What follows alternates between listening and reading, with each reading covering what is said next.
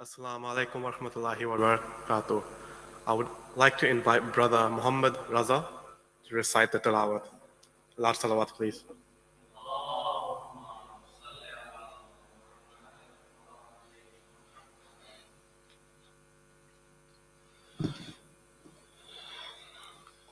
اللهم صل على محمد وآل محمد وعجل فرجهم.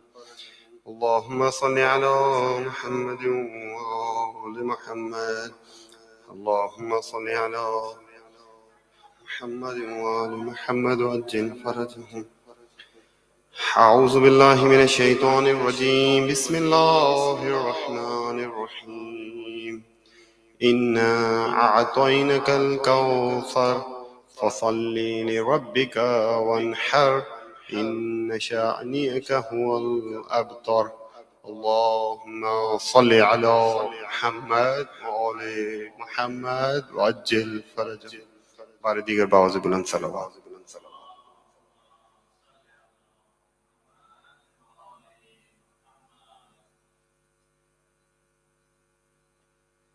Thank you, Muhammad Raza, for that. I invite Ashram Hadi to recite the tilawat. Salawat, please.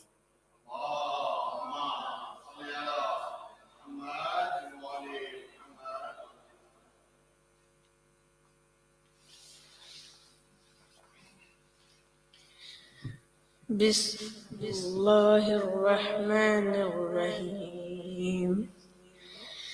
والآديات ذبحا فالموريات قدحا فالمغيرات صبحا فأثرن به نقعا فوسطن به جمعا إن الإنسان لربه لكنود وإنه على ذلك لشهيد وإنه لحب الخير لشديد أفيعلم إذا بؤسر ما في القبور وحصل ما في الصدور إن ربهم بهم يومئذ لخبير. صلوات.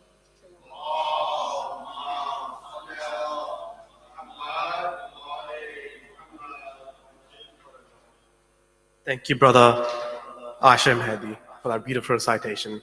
I now invite Mir Hani to read the Hadith Kissa. Salawat, please.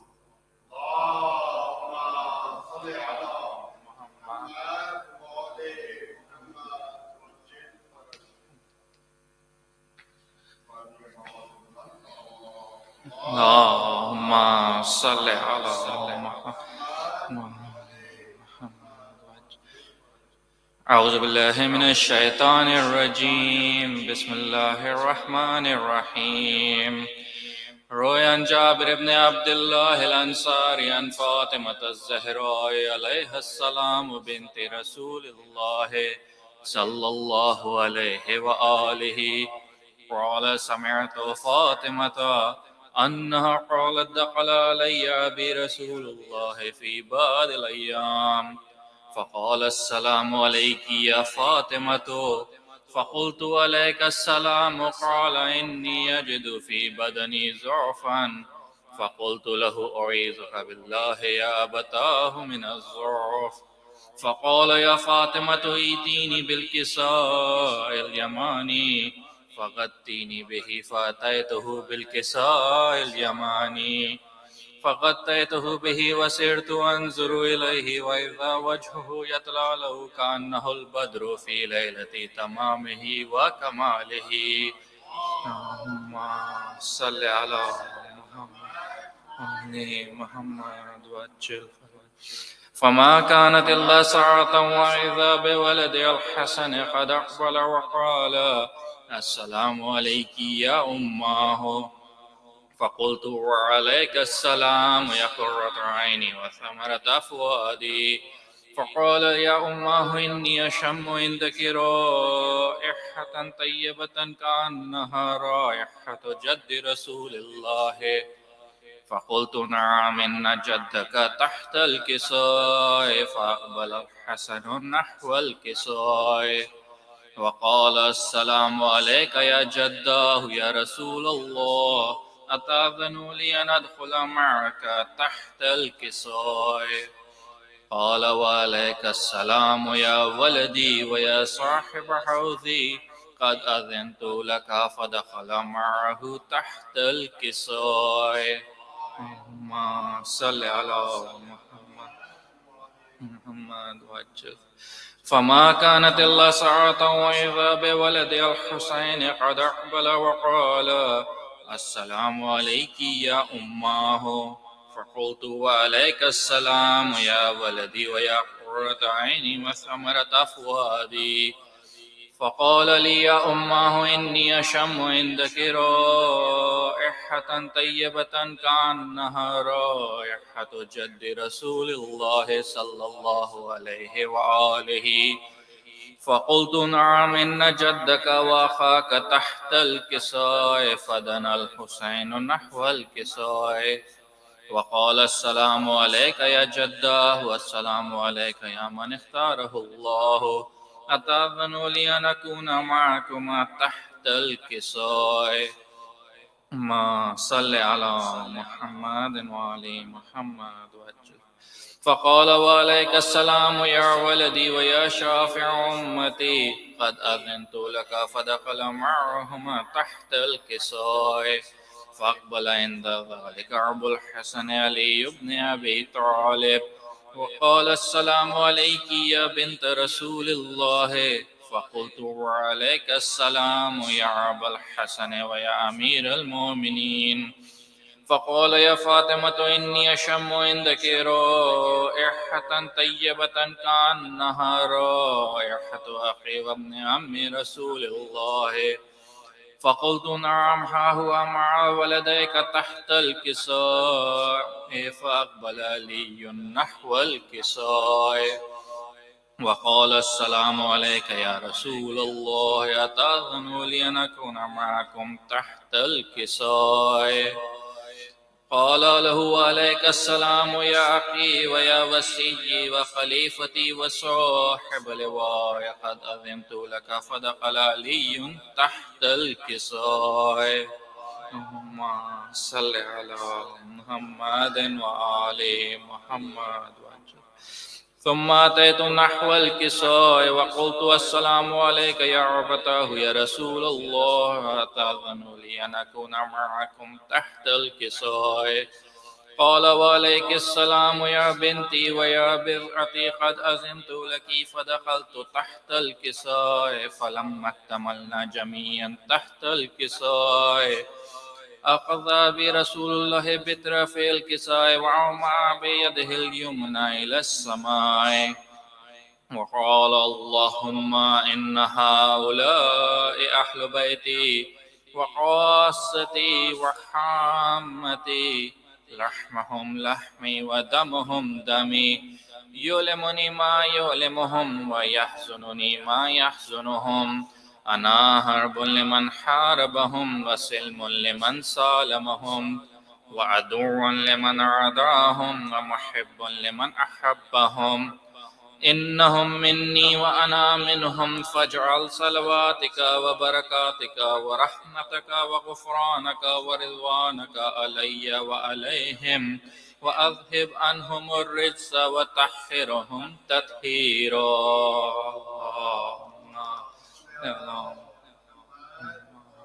محمد وجه.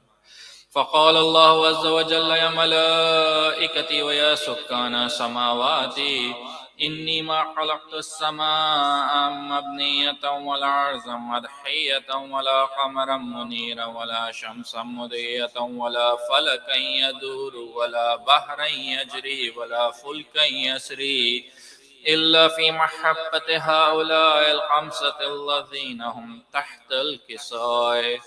فقال الأمين جبرائيل يا رب ومن تحت الكساء؟ فقال عز وجل هم أهل بيت النبوة ومعادن الرسالة، هم فاطمة وأبوها وبعلها وبنوها.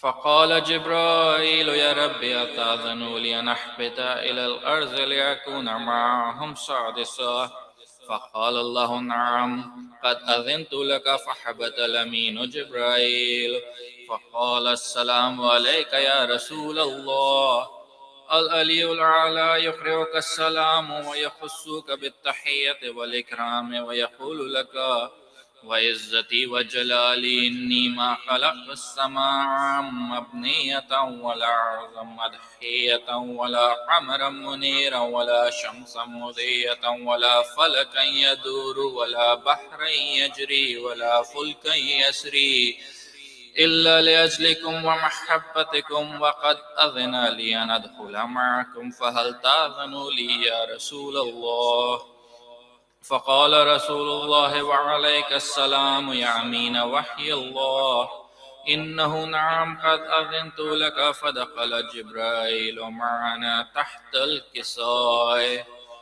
فقال لأبي إن الله قد أوحى إليكم يقول إنما يريد الله ليذهب عنكم الرجس أهل البيت ويطهركم تطهيرا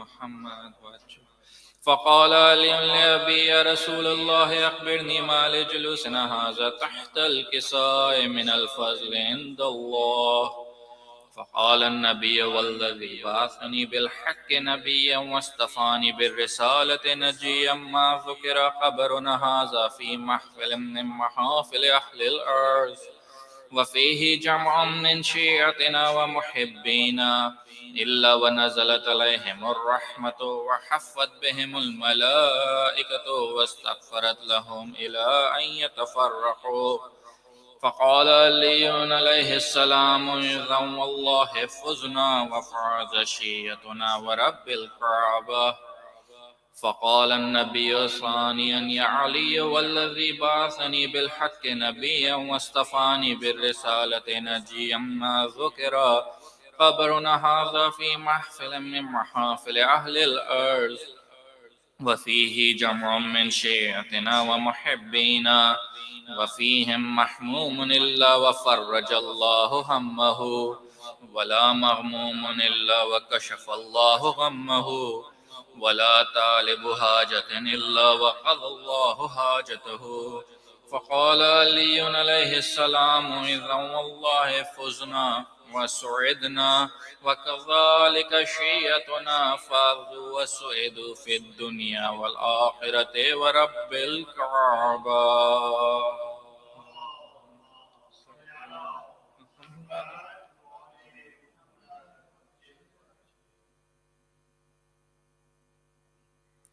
Thank you, Brother Mir. I would now like to invite Muhammad Ali Awan to recite the Salam. Salawat.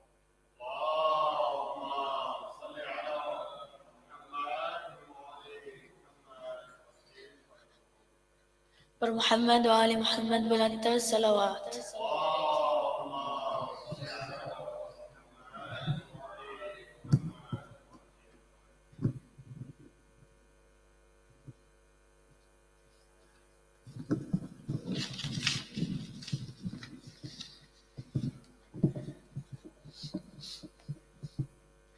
أعوذ بالله من الشيطان الرجيم. بسم الله الرحمن الرحيم. يا أيتها النفس المطمئنة ارجعي إلى ربك راضية مرضية فادخلي في عبادي وادخلي جنتي. صلوات.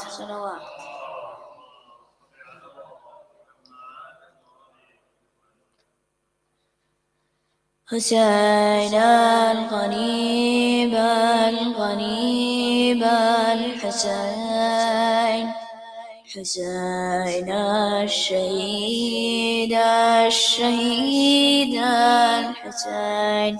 साथ मिलके حسين الغريب الغريب الحسين حسين الشهيد الشهيد الحسين. Salams on the head of my Mawla Hussein. Salams on the lips of my blessed Hussein. For days in the desert your body remained. With thousands of arrows your shroud they became. And on Arba'in when the millions who pray, the grief and the mourning for you, Ya Hussein. Hussain الغريب الغريب Alhussain Hussain الشهيد الشهيد Alhussain Hussain الغريب الغريب Alhussain Hussain الشهيد الشهيد Alhussain. The screams of the children thirsty for water, the duty was sent to Abbas our Savior. The Lion of God could be seen riding faster to reach Al-Farad and to please his Sakina. But how does he fall from the horse with no hands? The flag of Islam laying bare on the sand. Hussain الغريب الغريب Alhussain Hussain الشهيد الشهيد Alhussain Hussain الغريب الغريب Alhussain Hussain الشهيد الشهيد Alhussain. A lady was seen peering out from the tent, a cry from the heavens that Zahra presents. Oh Shimra, why on his chest the sword stained in blood was Hussein's final test. Hussein, to your mother it's time to ascend. Your trials in Karbala have come to an end. Hussain الغريب الغريب Alhussain Hussain الشهيد الشهيد Alhussain Hussain الغريب الغريب Alhussain Hussain الشهيد الشهيد Alhussain.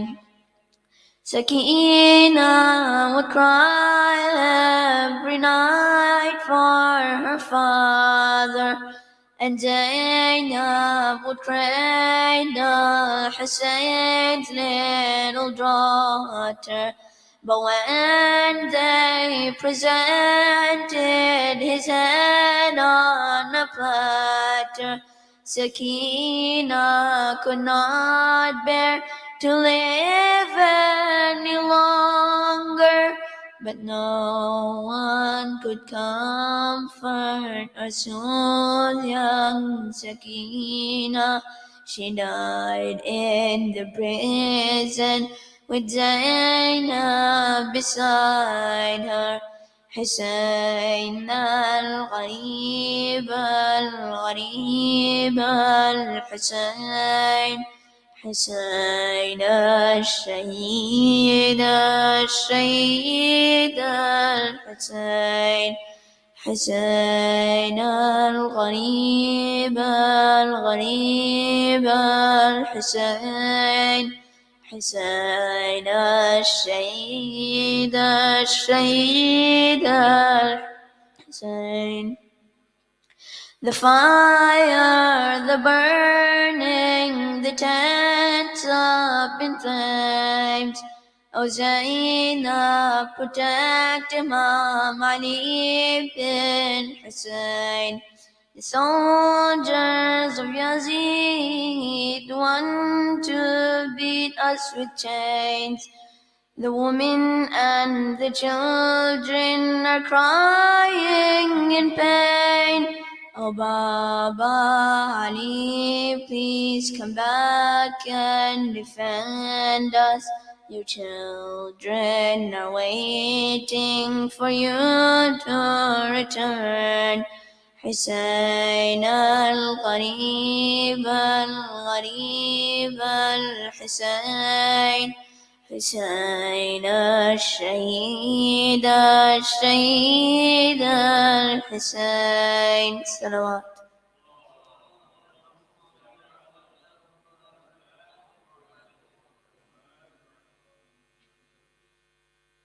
Thank you, Brother Muhammad, for that beautiful recitation. I now invite Abbas Abdi to recite the Salam. Salawat.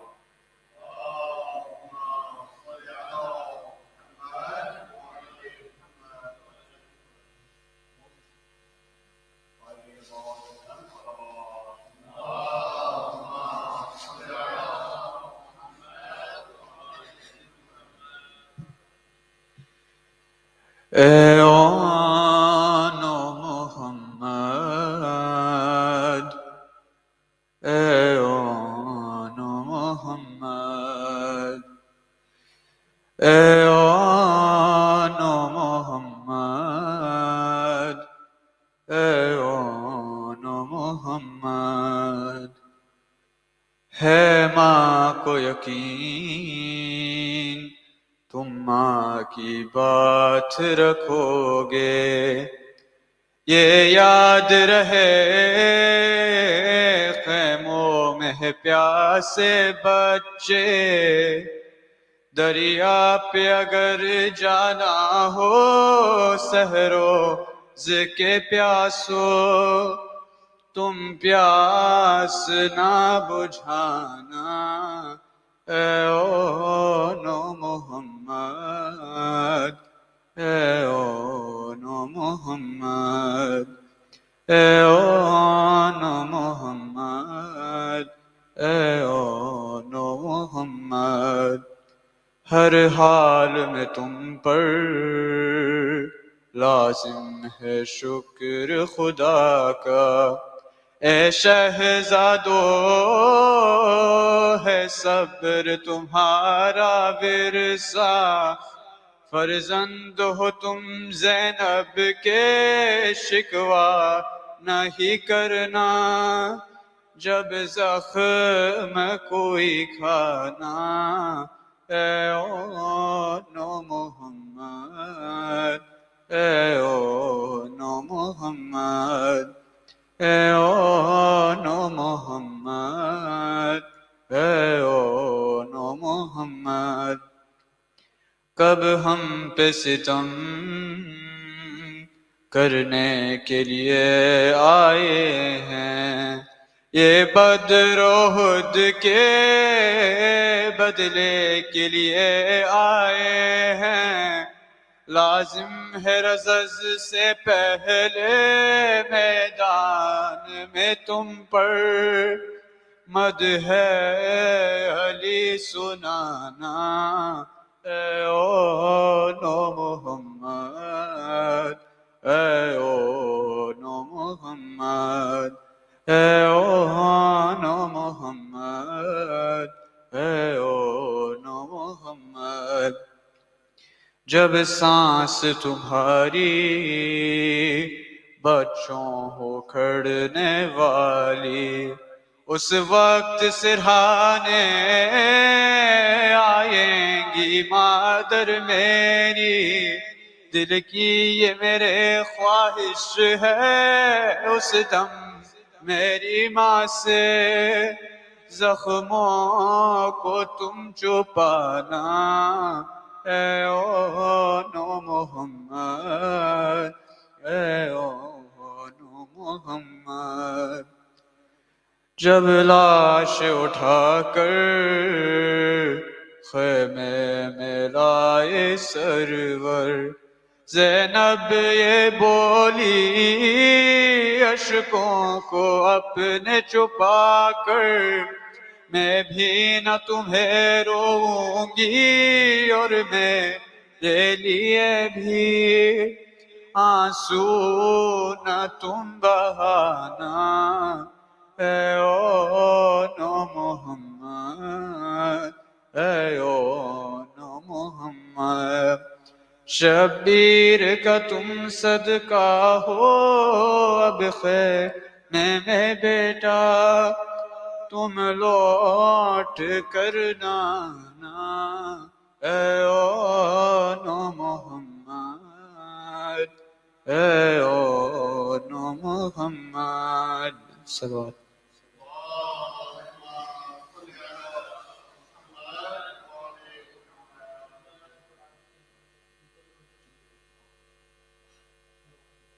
Thank you to Abbas Abdi for that wonderful recitation. Today is the 5th of Muharram, and in these 10 days, in this entire month, we come together to remember and mourn the martyrdom of Imam Hussain alayhi salam. But this is also a time for learning. In these majlises, in these lectures, the younger generation learns about the history and the tragedy of Karbala for the first time. And for us all, we learn and are reminded of the teachings of the Ahlul Bayt. And we also learn about the future of Islam in this ever-changing society. For example, the rulings on artificial intelligence, as Maulana talked about a few days ago. In yesterday's topic, are we in need of a marja? The Maulana joked, can artificial intelligence be a marja? He said maybe, but no. There are 3 conditions that make one a marja. He needs to be a male, he needs to be mature, so he needs to be gone through puberty, and he needs to be fair and just. But that's what makes someone a marja. Why do we need a marja? And yes, I say we do need a marja. And that is because when the Prophet, peace be upon him, said that he will leave us with 2 things before he leaves, the Quran and the Ahlul Bayt. But why do we need the 2 things? Well, the Quran is a very complex text, and it's like an instruction manual. It's like a manual to make an airplane, which you can find on the internet. But not everyone can understand it. That's why we need the Ahlul Bayt to study and extract these messages from the Quran to guide us.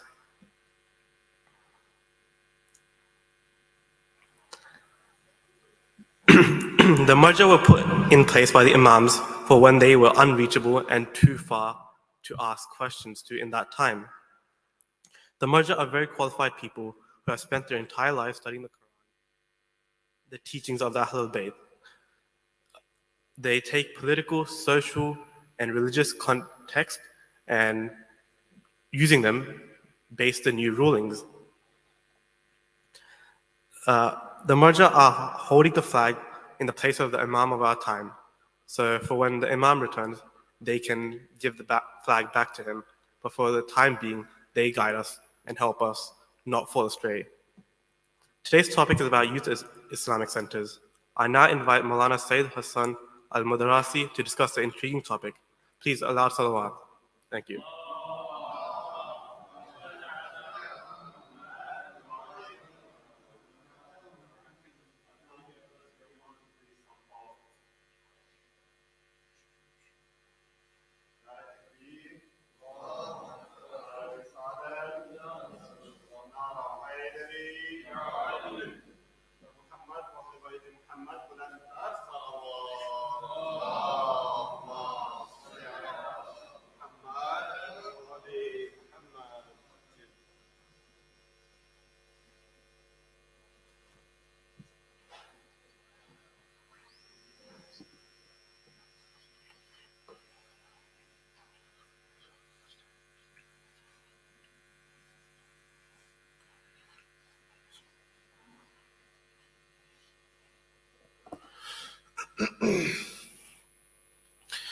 أعوذ بالله السميع العليم من الشيطان اللعين الرجيم.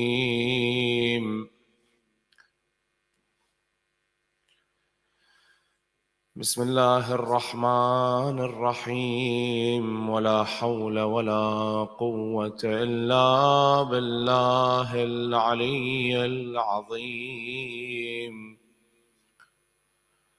اللهم صل على محمد سيد المرسلين وخاتم النبيين، الحجة في الميثاق، المصطفى في الضلال، المطهر من كل آفة، البريء من كل عيب، المؤمل للنجاة، المرتجى للشفاعة، المفوض إليه دين الله.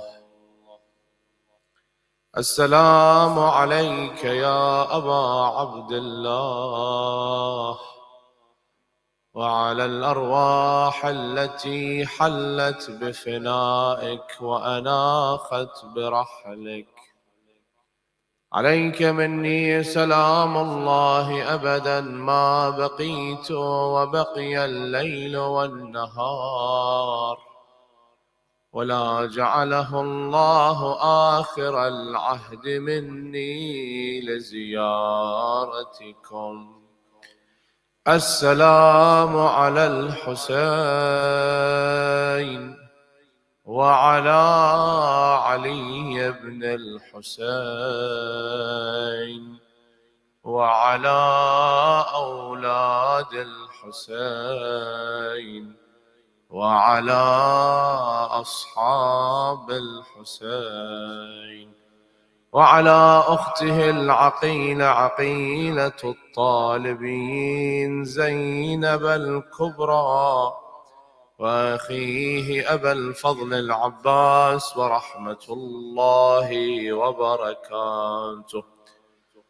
قال رسول الله صلى الله عليه وآله وسلم: أوصيكم بالشبان خيرا فإنهم أرق أفئدة. The first question that I want to ask the audience tonight, and there are going to be a series of questions that I want the audience to participate, and don't be shy to reply and answer to them. And that question is this: what's the purpose of Islamic Center? If someone tells you we have just established an Islamic Center, what comes to your mind? What pops up? What's the purpose of this center that you are in right now? Why are we here?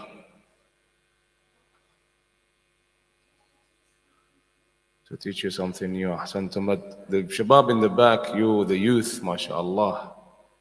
What's the purpose of these centers? Why they are established? Why is it that we build them, we buy lands, we buy warehouses, and it takes a long time for us to establish them? It's not easy. So what's the purpose? ذكر أهل البيت. أحسنتم. جزاك الله خير الجزاء. ذكر أهل البيت, yes. ذكر أهل البيت, learning something new, of course, yes. There is a hadith of Imam Ja'far ibn Muhammad al-Sadiq alayhi afdal al-salati wa-salam. Allahumma salli ala Muhammad. That he said to one of his companions by the name of Fudayl ibn Yasar. He said to Fudayl, Ya Fudayl, atajlusun wa tatahaddathun? Do you sit in a gathering and you talk? What the Imam here is referring to, what he means is, you talk about what? About us, about Ahlul Bayt. You remember us. Do you do that? So Fudayl said, قال نعم جعلت فداك. We do that. We sit down, we remember, we bring a hadith, we stories, and so on and so forth. So the Imam Ali afdal salati was salam says to him, after he said, yes, إن تلك المجالس أحبها. I like this majalis of yours. So this majlis that you have now, the Imam, our sixth Imam, all other Imams, they approve of this majalis, these gatherings. That is why Hadith al-Kisa, when you recite it, what does it say in the last paragraphs of Hadith al-Kisa, the last stages of Hadith al-Kisa? It says that whenever there are Shia, Muhabbin, lovers of Ahlul Bayt, they sit in a gathering and they're reciting Hadith al-Kisa, Allah removes all their gham, ham, all their worries, all their problems. Allah removes that. In the name of who? In the name of Fatima wa abiha wa ba'liha wa baniha. Allahumma salli ala Muhammad wa ali. The Imam said what? Inna tilka al-majalis uhibbuha. I like this majalis of yours that you sit down and you talk in it and you remember us and you recite the ahadith and the stories and so on and so forth. Fahyu amrana. Ahyu amrana, and bring to life our amr. That means our knowledge. Fahyu amrana. Farahim Allah man ahya amrana. Allah gives mercy. Allah casts mercy on those that bring to life our amr, our sayings. This is one of the hadith that tells you of how important these gatherings is. It's very important. That's why we establish centers. We go around. We open up Husayniyah. You call it Imam Barga. Yes? We do a lot of gatherings that will bring different ages, different peoples, for everyone to come. And they all sit to listen to a lecture, to a eulogy, so on and so forth. The aim is what? To spread the knowledge of Ahlul Bayt alayhim afdalu salati was salam in a way or form. You see that we also have that Imam Ali ibn Musa al-Rada, our eighth Imam, says in a hadith, Man جلس مجلسا يحيي فيه أمرنا لم يمت فيه قلبه يوم تموت القلوب. That if you sit down and remember us in a majlis, your heart doesn't fade away, dies on a day that hearts, they die.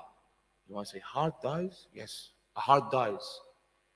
Heart here meaning what? What's the definition of heart here? Does it mean this literal heart of ours that pumps blood? Is that what this heart the Imam is referring to? No. The Imam is saying heart as in the ruh of that person, the soul of that person, the emotions of that person. Now you sit down here, if I tell you a musibah of the companions of Imam al-Hussein, his progeny, you cry, you shed tears. Tear comes from what? From the broken heart. That's why when Rasulullah sallallahu alaihi wasallam, one of his sons passed away, Ibrahim, his son Ibrahim passed away, he was crying when they were going to Baqi' to bury Ibrahim. One of his wives, Aisha, she said to him, why are you crying? It's death, so everyone dies. He says, my heart is broken and I shed tears. That's it. Normal human being, that's what happens to us. But if we don't have these gatherings, we become those people with no emotions. Nothing has any effect on us. There is no emotion, there is no reaction. I'll give you an example. Back in the 70s, they used to make a movie, Hollywood, and the movie used to have one killer and one victim. And for many people, that was it. That was, this is too much. But today, if you look at Hollywood, why? They have hundreds and hundreds of casualties in a movie. Because the new generation, nothing phases them anymore. And they even say, oh, death wasn't that graphic. We should be more violent. Because their heart is dying. Many reasons. One of it is haram food. Haram food. That food that you eat has effect on you. That's why Imam Sayyid al-Shahadat in Karbala, what did he say to them? He said to them, I'm talking to you. Listen to me. And they were playing the drums. They were screaming, chanting, laughing. Isma'u qawli, listen to me. Nothing. And then the Imam became angry and he said, yes, you don't listen because your stomach is filled with haram. Muli'at butunukum min al-haram. So food, that's one. If you eat haram food, nastajirullah, has this effect on you. That you come and you fight hujjatullah, you fight an imam. Today, if you see some people that have problem getting up to pray, to fast, to cry for Imam al-Hussein, to go to Hajj, to Umrah, it's because of what they're eating. Because that food, what happens to the food that I put in my mouth? I consume it. It becomes what? It becomes blood. It goes through my vein and becomes skin. It becomes fat. I become that food. Yes? Tell me why you eat and I'll tell you who you are. So that's one of the reasons we have a center to remember. And we do this every year. Yes. 10 nights, 20 nights, 30 nights. There are some centers I know, I tell you, in Sydney, they start from even before Muharram. They start 2-3 days before Muharram and they go until the last days of Safar, even to Rabi' al-Awwal. 2 months, 3 months of Majalis. Of course, we have those individuals in the community of ours. Alhamdulillah, we always have those people. They come and say, 2-3 nights is enough for Imam al-Hussein. Why are you making it such a big deal? And on top of that, you go to Arba'in. Why are you making such a big deal out of this? And subhanAllah, you wonder what kind of a person this is, that he comes and talks such a thing. That if my father dies, one of them said this, 3 nights and that's it for me. Yeah, because you have no emotions. You have no ruh. You have no feelings. That's you. But the amount that we do for Imam al-Hussein, the more and more we do, we know that we haven't done anything. We haven't even gave 1% of what Imam Hussein did for us just to give back, to repay for that 1%. That is not, we haven't done anything. If you think for a moment that you have done something, believe me, you have to sit down and recalculate everything. Because the more you give, the more knowledge you have of Ahlul Bayt, the more you know, I'm not doing anything. I haven't done anything for Ahlul Bayt, alayhim afdalus salati wassalam. So, that was the first question. The second question, and I want you to participate. Don't be afraid. Answer the questions. And I want you also, and I asked the brother Ali Rada to ask the community to write the questions. Write a question. What you have on your mind. Any questions? Come up with questions and tell me what your concerns are. And I can, inshallah, at the best of my ability, answer those questions. But now it's my time to ask you questions. So that was the first question. Yes? What is the purpose of an Islamic center? The second question, and that is a very important question, and that is this. What brings you to this center? To any center. What do you go to it? Why? What motivates you to go to a center? Here's a good one. What's your name? What's your name? Ali, mashallah. For his well-being and his family well-being, sallallahu ala Muhammad wa ali Muhammad.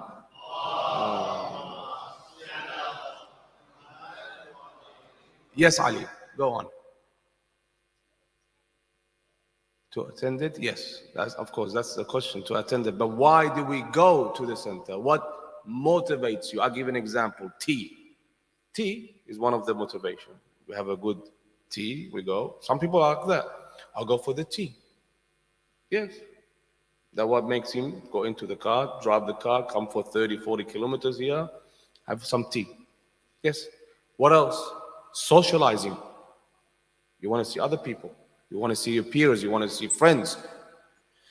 You want to see this mu'mineen, mashallah, the mu'mineen. And that, the shaking of the hand of a mu'min, the embracing of a mu'min, gives you some, power, gives you some energy.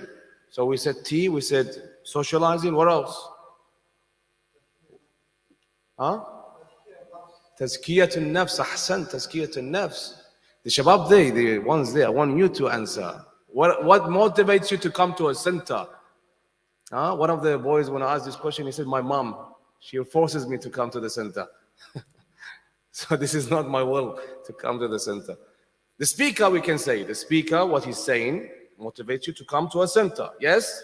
So we can say tea, the food and the beverages, the service of the center that serves you, the food they make, the tea they give, the beverages. That is one of the ways. What else we said?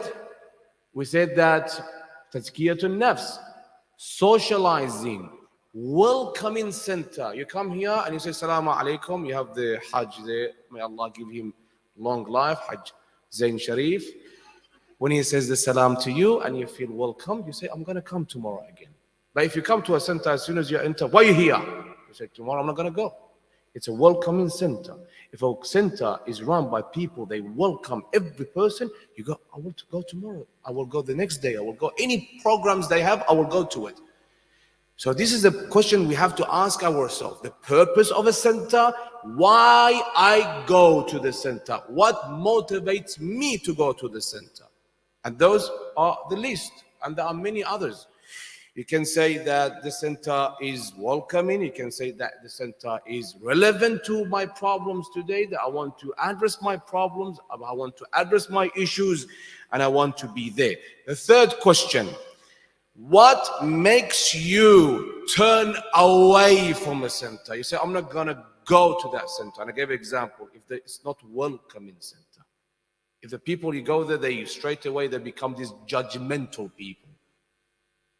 Your salah is not right. What do you have tattoos? What do you have a earring? What do you have this? What do you have that? You say, I don't want to be judged. Who are you to judge me? I want to go there. I want to pray. I want to listen to a lecture. And then I want to go home. That's it. So what turns you away from a center? What? Yes? Ahsan, that is one of them. But I'm talking about the center itself. That is, of course, one of the reasons that we become very occupied with life. We do what? We live to work or work to live. And here plays a big word. That I work to live or I live to work. So, Shabab there, what makes you turn away from a center? Ahsan, that was the question. That was the answer I was looking for. And that is very important. So what's your name, brother? Ahsan. So his answer is what I'm looking for, and he said it. And that is that you come to a center, you see it's not relevant anymore. See this member? This member, we call it member. Yes? We call that a pulpit, a podium, stage. This stays. We don't change it. This has been here for years and years and years. Not just that one. Any member has guided thousands, millions of people to the right path. It's not who is talking. It's not that Said Hassan is talking, or Fulan is talking, or that person. It's the message they're conveying to you, the sayings of Ahlul Bayt alayhim salatu wassalam. But there is this issue that we have when a young man, and we say youth, we're talking about youth. When the youth sees there is no topic is being discussed that is not relevant to me, it's all history.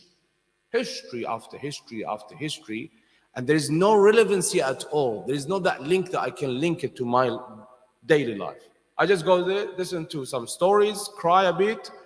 The people of Kufa, they betrayed the Imam. The people of Basra, they betrayed the Imam. Ubaidullah ibn Ziyad did that and that and that and that. And then khalas, I go, 10 nights finished. And if I sit down, what did I gain from that? Yes, I learned some history. But after that, there was nothing that can change my life to become a better person, a greater person. And that is what is alarming. That's why you see a lot of young men, lots and lots of young men and young women, they don't turn up to a center because they don't see it's relevant anymore. And that's one of the questions. I tell you this, and I'm a very, very honest person. One of the shortcomings is the shortcoming of the khatib himself, the speaker. Whenever a speaker is invited to any center, the first question he must ask when he's invited, the person who invites him, he should ask this question: what are the topics I should bring up? Your community, what issues that they're facing? Your community is different than my community. My community is different than the community that lives in London. Another in London community is different than the one that live in where? In Karbala. They're very different. Their ideologies, their perspectives of life, it's way different. So that's one. The speaker himself must ask this question: what's relevant? What is the topic that you youth are looking for? For example, say they're very young, they're at the stage of marriage, and they should know about marriage. Is that a topic I should bring up? Yes. Yes. But if I come and I bring up a topic about taqwa, piety, and you say, oh, we heard this hundreds of times. I know piety. Piety is the foundation of the religion. Piety makes up everything. I can build up on it. But there's something else that I can do alongside with that is complementing piety, that can hold on to my religion. That is why it says whoever gets married, he has completed half of his religion. Half of his religion is safe now because he's married. But there is this issue. So one, we said relevancy. The other issue is what? What am I doing now? The very thing I'm doing now. What is it? I'm speaking to you. It's a lecture. Lecture itself is getting out of fashion. We have to have new ideas, new ways to deliver the message. New ways. We need new ways. The message is still the same message. You don't change the message. The message, it's perfect. Imam Ali ibn Musa Rada alayhi afdal salati was salam,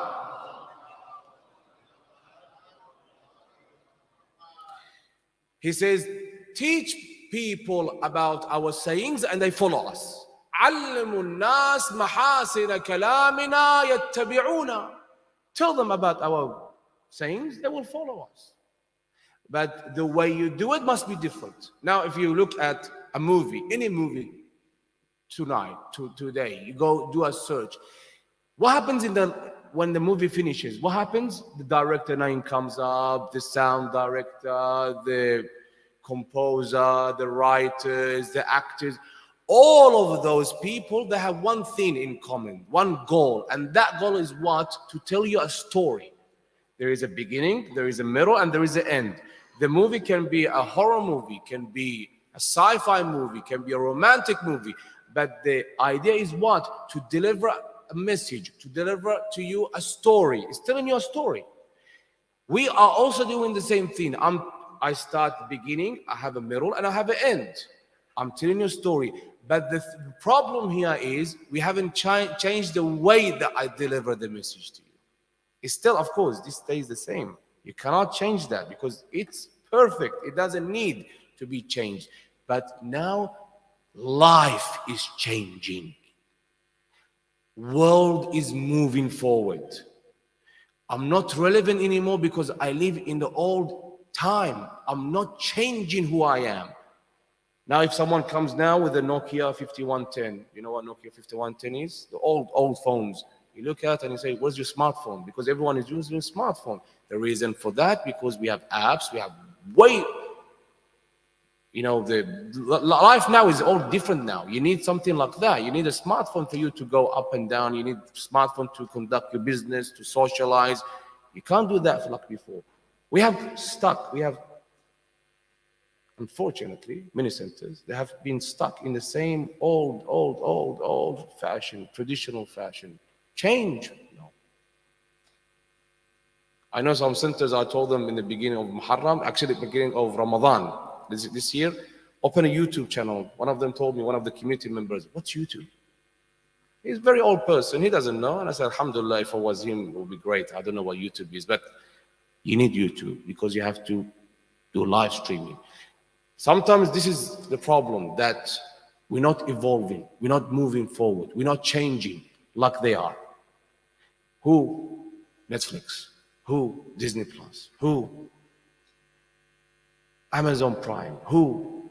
At the other side, if you look at it, if you go now on YouTube, there are hundreds of programs, infographic programs, motion graphic program. That's where we lack. We are 30, 40 years behind. And we're not changing. Why? Because, of course, we have those people in the community of ours, with all due respect, they just want to stay the same. They don't want to move forward. You need to move forward. A young man, a young woman, when they come to a center, they need to see something different. For a lecturer to go up and read for half an hour, 45 minutes, a boring lecture, and then comes down and they say, oh my God, he just, alhamdulillah, he's finished. You know, we wanted him to finish earlier than that. And then they put their head down and they go home and they haven't gained anything. That is the issue there. So we need to evolve. We need to move forward. How do we move forward? Programs that are for the youth, and tonight is about youth. Because the ones who are the elders, with all due respect, you know what you're doing, mashallah. You know your salah, you know your siyam, you know your ziyarah. The issue here is with the youth. The youth doesn't know. Now I'll give an example. If a person wants to get married, he wants to get married. When a person is after marriage and he thinks, as an individual, a young man, he's looking for a wife, a rightful wife. What does he need? Does he need a lecture or does he need a workshop? He needs a workshop that teaches that individual, that young man, the huquq, the right of himself and the right of the spouse that he's going to get married tomorrow with, the woman. You need that, and I say it loudly, it's a wajib act. Before you even go for proposal, for you to sit down, at least read one book, at least have one session, at least have one workshop about marriage before you enter into this. Because you're investing money, your time, everything. Yet some individuals, they enter this life, they get married, and the only concerns he has, his family has, is what? The dowry. The dowry, how much they're asking for. He doesn't think that, what is my right as a husband? What's my right? What's her right? Where is the limit? What can she ask for? What can I ask for? Isn't that true? You need what? A workshop. After the workshop is done and they get a certificate signed by the Maulana, they get, all right, now you're prepared. Of course, your life is not going to be 100% all honeymoon. It's going to be honeymoon. It's going to then after that be what? Vinegar. It's going to go downhill. But you would know what to do with it because you're going to have this roller coaster. It's going to go up, it's going to go down.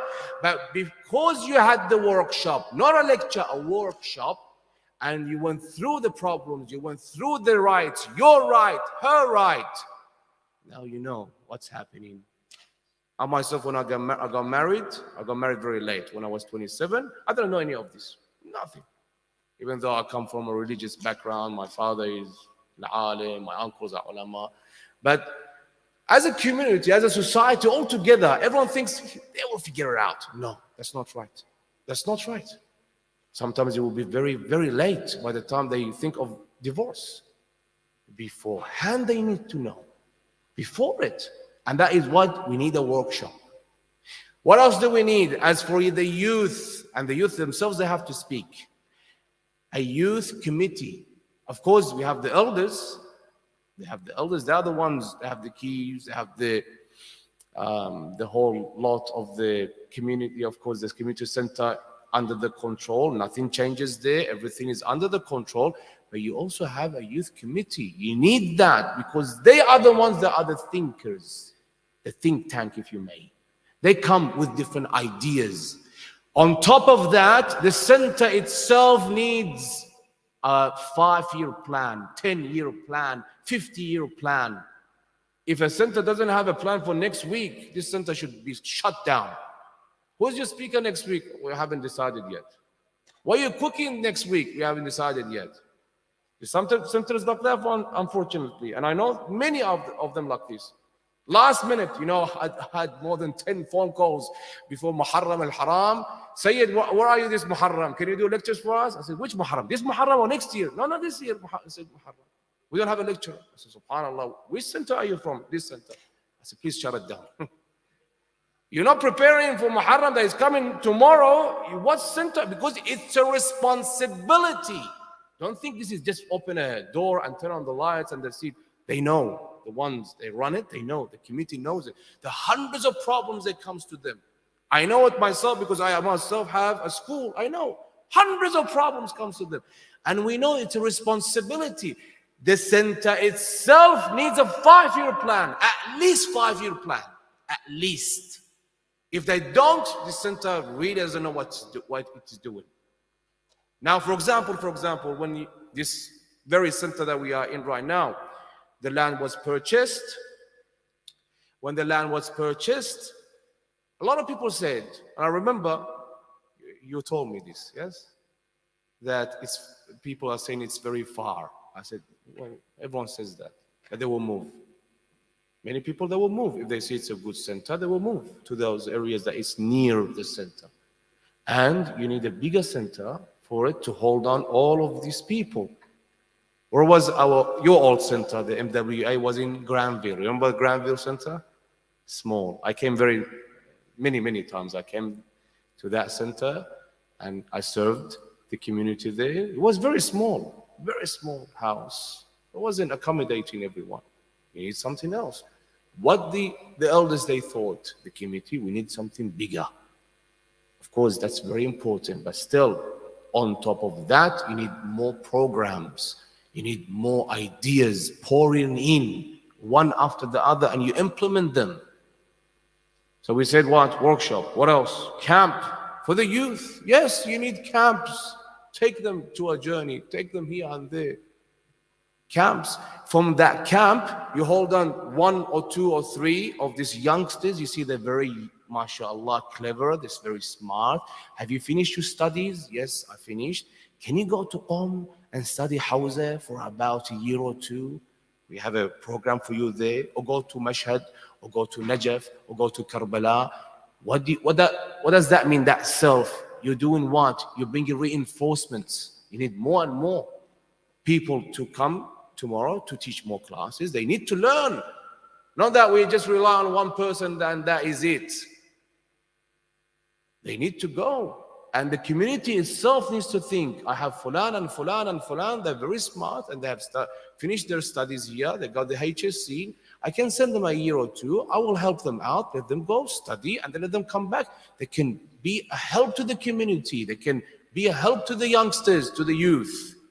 If that doesn't happen, what happens? Tomorrow you don't have any more reinforcements, you don't have anyone helping. You have one Residentul Alam, and you have hundreds and hundreds of people, they need more and more and more of help, and you can't give that out. The demand is there, but you can't give it. There is nothing that you can give out. And that is one of the issues that we have today with many of the centers. Many of the centers. Not enough programs, nothing that can accommodate for them. And that brings us to the hadith of Rasulullah sallallahu alayhi wa sallam. Allah. There are many ahadith about the youth. The very first hadith that I recite, before I recite this one, the very first one, the Prophet says, "Awsikum bishubban." I advise you for the youngsters. Why? Bishubban khayran fa innahum araqqu af'idah. I give you an advice, and the Prophet here says, and I advise you to take care of the young man and woman, because their heart, they're more pure than the ones who are older. The companions of the Prophet, the majority of them were young men. the majority of the companions of the Prophet. And one of the ones from the Jahiliyyah, in the time of the Jahiliyyah, one of the people of Quraysh, the leaders of Quraysh, he said, he's taking our youngsters away from us, our youth. Look what he's doing, because the elders, what we're saying, what? The elders, very stubborn, very stubborn.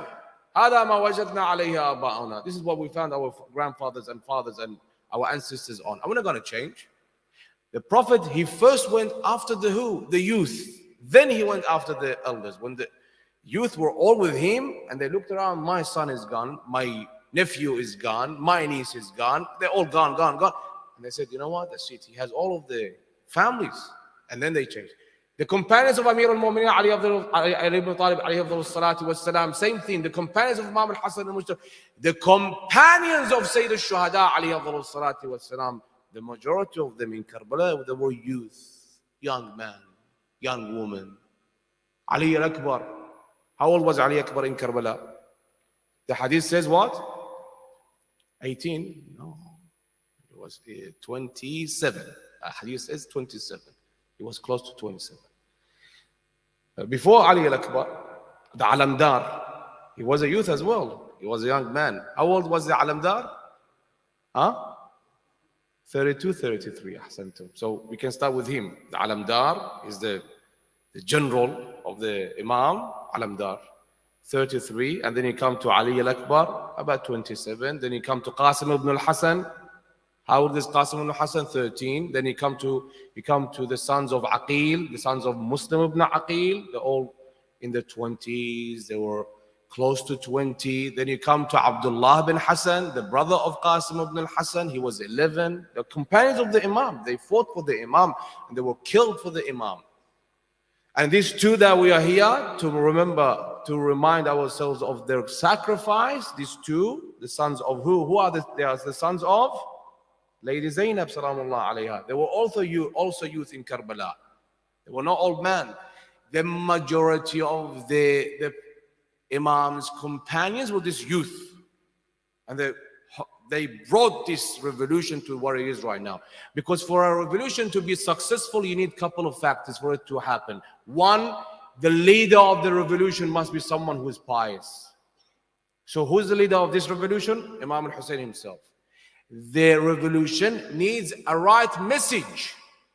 What's a right message? What's the message of Imam al-Hussein? Amr bil ma'roof wa nahy anil munkar. That's the second one. The third one is the companions. The Imam needs companions that are right people. They are people that can help him. That truly. That's why the Imam, when he came to Ashura, what did the Imam say to his companion after the Imam test, after test, and after test? He said, فَإِنِّي لَا أَعْلَمُ أَصْحَابًا أَوْفَى مِنْ أَصْحَابِي. I don't see or know any other companions more loyal than my companions. After test and test and test. That's the third. What's the fourth? Someone has to broadcast it down. Someone has to take it from Karbala to Kufa, from Kufa to Sham. And who did that? Lady Zainab salamullah alayha. So one of it was what? The companions. For that revolution to be successful. So now we come to this. The importance of them coming here is very important. The youth. Any center needs to give them more of freedom for them to come up with new ideas. As I mentioned, new programs and new ideas, and of course the topics need to change. Need to change for it to be relevant. And I mentioned a couple of examples. Camp is one of them. Bonfires, you need discussions outside, Q&A discussions. Outside, you have a bonfire, you sit down with a large amount of youth, and after they have something to eat, they're sitting down, you ask questions, they ask questions, let them be free, let them talk. We just recently with the boys, some of the boys that come to the school here, we went before the month of Muharram, we went paintball, and I was with them. I went with them paintball. What does that mean? You need to be with them. You might say it, come on, you? Me, Rasulullah used to go out with his companions camping. He used to go play sport. Rasulullah, outside of Medina. He used to tell Imam Ali, get the companions ready, tell them we want to go out from Medina. They used to go out, they used to play a game, and Rasulullah used to be with this team that the Prophet is with, it's winning. So the other team gets upset, the Prophet tells them, I come up with you now. So he used to change. He used to go with them. The person in charge needs to always be with the youth. That's why you see there are many ahadith. A person used to come to Medina al-Munawwara and he used to look for the Prophet. He says, where is your Prophet? Because the Prophet used to be sitting with them. And they couldn't tell that this is a Prophet. Right there, he's sitting right there with us. So, of course, the programs needs to change. And that needs to happen for it to go on. And these are questions that I ask. And if you haven't answered them, think of them. And what are the answers for them? Maybe I missed one or two here. But of course, there are, of course, many other ways that a person can do this. Sallallahu ala Muhammad wa ali Muhammad.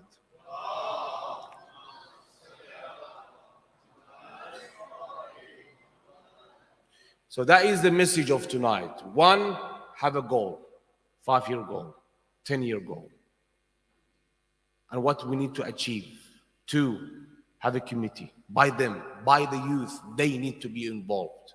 3, the relevancy of what we have today, the topics that we need to discuss, let them talk about it. Not that we only talk and we think, I can change them from one place to another. That's the hadith that the Imam said, Amir al-Mu'mineen said, don't treat your children, the youth, like, and you want them to follow the way that you were led, because they live in a different age. They're in a different age. Don't think because they are your children, I can lead them like a remote control. Some people think I can take them right and left. And then tomorrow what happens? You see a lot of centers are empty. You wonder, where are the youth? Where are the youth? Is it my only shortcoming? Because I've been doing this years and years and years, and I haven't changed. I haven't adapted to the new way. This is the result of it. That if you go today to many centers around, not Muharram. Muharram is different. Don't bring up Muharram. Muharram, many of the centers, they are full. Many of them. Because it's Muharram. So there is no center that is empty. But after Muharram, when you have programs and programs and programs and they don't show up, you wonder, where are they? Well, it's your shortcoming. Because you don't accommodate, you're not changing who you are. You're not adapting. And that is the result of that. That is the result of this years and years and years. And with all due respect, and some people might get upset from this, there are some centers around that we have them, that the person who is in charge has been in charge for 20, 30, 40, 50 years until death. Isn't it enough?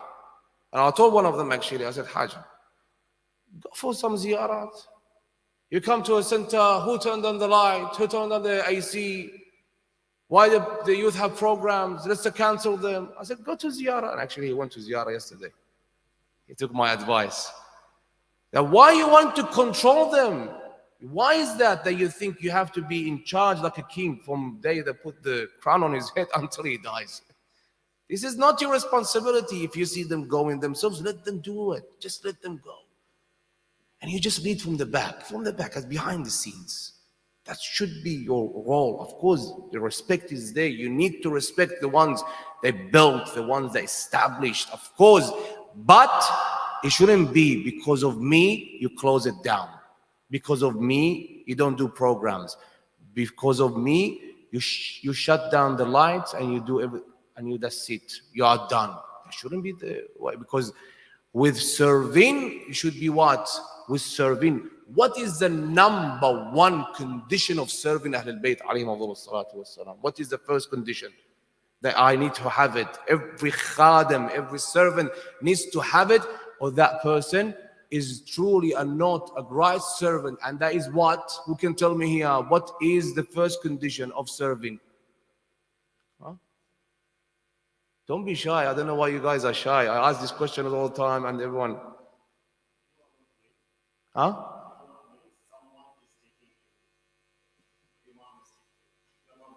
Yes. Now, but for me, if I'm a servant, what's the first thing I have to think of when I get up in the morning and I want to go to the Imam Barga? I'm going to the Mambarga, I want to serve. What is the condition? The thing, I have to think of this every day. What do I need to have it? Huh? Intention, of course, yes. That's for wudu and salah. And yes, intention. The intention is there, but I tell you this. What's the first thing? Sincerity. What is it? Say it loud. أحسنتم. إخلاص في العمل. If I'm sincere, it will happen. If I'm not sincere, nothing will move on. If I'm doing for my fame, and some people have found this member to be a ladder for their fame, for more and more Instagram followers and subscribers on YouTube, and my face that'll go up there because I'm beautiful and I say the words nice, that's not sincerity. That's not. Because if you want to serve him, you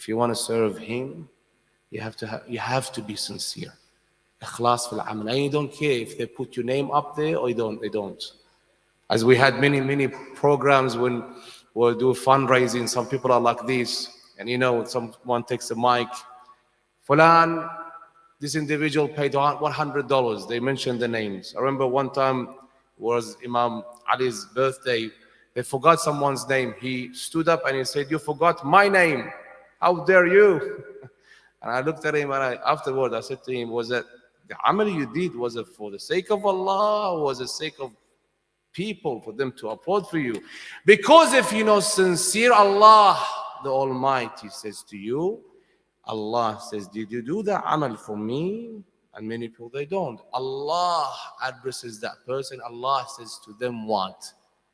Ya kafir, ya zindiq, ya mushrik, habita amaluk. Your amal has no weight. And then God the Almighty says to that individual, "Go get the reward of that amal from the people, because you did it for them. You were waiting for them to clap for you. You waited for them to say, Ahsant, Jazakallah khairah jaza." If there is sincere in amal, you see the whole center going up and thriving and changing many things, because there is sincerity in amal. And I tell you this story and I end. There was this old lady. She came to one of the biggest khutaba speakers in Karbala al-Muqaddasa by the name of Sheikh Abdul Zahra al-Ka'bi. She said to him, "Recite to me some majalis." If you listen on the day of Ashura to many of the Arabic channels, you hear the maqtal, the story of the Imam's martyrdom from him, Sheikh Abdul Zahra al-Ka'bi. She came to this Sheikh, "Recite for me." He said to her, "Old lady, I recite in the shrine of Imam Hussein's shrine. It's really hard for me to finish and come to you." She insisted. "Okay, inshallah, whatever you say." Old lady, you can't say no. "So give me the address, inshallah, after my majlis, after my program in the shrine of Imam al-Hussein, that it's filled with people. Thousands on thousands. You know how big the shrine is, and how many people come. I come to you, inshallah." Old lady, small house. She gave him the address in this neighborhood, in this alley, this number. He went there. First night finished, he had the program finished in the shrine. He went to her house. He saw her waiting outside. "Assalamu alaikum, alaikum assalam. Come, Sheikh, tfaddal. I was waiting for you. You were a bit late. 2-3 minutes late." "Yes, tfaddali. I was walking from there. I know. Sit down." She brought him some water. She gave it to him. Very known khatib, speaker. People listen to him in thousands. Even today, in thousands listen to him, and he passed away many years ago. And then she says to him, "Start the majlis." He looks around. There's no one in the house. It's empty. It's only him and her. "Old lady, there's no one here. Where are your neighbors? Where's your family members, your friends?" "I tell them every year, no one wants to come. I'm very poor, you can see. I'm very poor. Whoever I tell them to come, they refuse. They don't want me to host any majalis, so they don't come to my house. It's only me and you. You have the chair ready for you. Get up and recite for me some majlis, inshallah, whatever you say." He got up, he sat down, recited the first night Majlis, first of Muharram, finished. Second of Muharram, finished. Third, same thing, no one comes. Fourth, fifth, sixth, seventh, eighth, ninth, 10th. 10th is Ashura, isn't it? Day of Ashura, Karbala, Qiyamah, Judgment Day. Everyone is outside. ركضة الطويريج, تطبير, عزاء, لطم, مقتل. Everyone is outside. They're crying for Imam al-Hussein. The shrine of Imam Hussein itself, Judgment Day. He finished with the maqtal. After the maqtal is finished, after the azaa is finished, he started, oh, I told her I have to go. Al-mu'min idha wa'ada wafa. I have told her I will go. I gave her my word. I have to go. So he went by himself. She was again waiting outside. Tfaddal, sit down. Here you go, some water. He drank some water. Go, start. Woman, is anyone coming today? Today it's Ashura. At least one or two people. She said to him, no, not even one. It's just me and you. That's it. Please start. Bismillah ar-Rahman ar-Rahim. Lamma asbah al-Husayn yawm Ashura. This is the beginning. When they started on the day of Ashura, qama fihim khatiban. The Imam got up and he started the sermon. And the whole thing started. The companions went into the battlefield, all died, one after the other. The first of the Hashemites, as Ali al-Akbar, went into the battlefield, died. Second, third, fourth, fifth, to the end. He came to the last of the Hashemites, and that was who? Alamdar. Alamdar went up, finished, done, and then came to the Imam himself, the farewell of the Imam. Imam goes to the battlefield. He says himself, and he tells the truth. He says, when I started the maqtal of the Imam himself, the death of the Imam himself, I felt there was this earthquake in her house. The presence of some people. I looked around, there's no one there. I start reciting the maqtal. And you know the story of the maqtal. Ibn Abi al-Hutuf, he throws a rock, a stone, he hits the head of the Imam. Imam bleeds. The other one, Harmala, he shoots an arrow to the heart of the Imam. The Imam bleeds. The Imam falls down. He says, as soon as I said the Imam fell to the ground, I heard this scream in her house, and there was this earthquake, as if something is moving, shaking. The earth itself is shaking, and there's no one. And I heard this loud scream, Wa Husayna. Wa akha, oh brother, oh Hussein. I looked around, there's no one. But I continued. He continued with the maqtal. I continued with the maqtal when they surrounded the Imam. One came from the right, one came from the left. One is stabbing the Imam with the sword. One is stabbing the Imam with the spear. One is shooting arrows. And I heard another scream, Wa walada, wa abatah, wa imamah, wa Husayna. Oh father, oh Hussein. I looked around again, there's no one there. And I came to this last part when Shamr came and sat on the chest of the Imam. And I heard this scream, I couldn't continue. I heard someone screaming, Wa waladah, wa Husayna. Oh father, oh son, oh Hussein. Oh son, oh Hussein. I looked around, I said to the old lady, do you have another room? You have people have come here because I'm hearing voices. She says to me, no, there's no one here, just me and you. He said, did you hear anything? She said, yes, I hear this every year. I hear it when they recite the maqtal. I hear someone calling out, Wa akha, wa Husayna. Oh brother, oh Hussein. And I hear another scream, Wa abatah, wa Husayna. Oh father, oh Hussein. And I hear the last one, that is Wa waladah, wa Husayna. I said to her, I tell you who these people are, because they do come to this majalis of ours. If you believe it, you believe it. If you don't, this is your choice. And that is who, she asked him, she said, who are these people? I hear them every year. He called out, oh lady, the one who called Wa akha, wa Husayna, that is Zainab. And the one who called out, Wa abatah, wa Husayna, that is Sukaina. And the one who called out, Wa وولداه وحسيناه. That is his mother Fatima الزهراء سلام الله عليها. لا حول ولا قوة إلا بالله العلي العظيم. إنا لله وإنا إليه راجعون. وسيعلم الذين ظلموا آل محمد أي منقلب ينقلبون والعاقبة للمتقين. السلام عليك يا أبا عبد الله وعلى الأرواح التي حلت بفنائك وأناخت برحلك. عليك مني سلام الله أبدا ما بقيت وبقي الليل والنهار، ولا جعله الله آخر العهد مني لزيارتكم. Raise your hands all together, inshallah. We recite the salam of Imam al-Hussein. Salamullah alayhi. May Allah subhanahu wa ta'ala gives us the rizq to visit the Imam in this life, and his, of course, intercession, the Imam intercession in the hereafter. Assalamu ala al-Hussein وعلى علي بن الحسين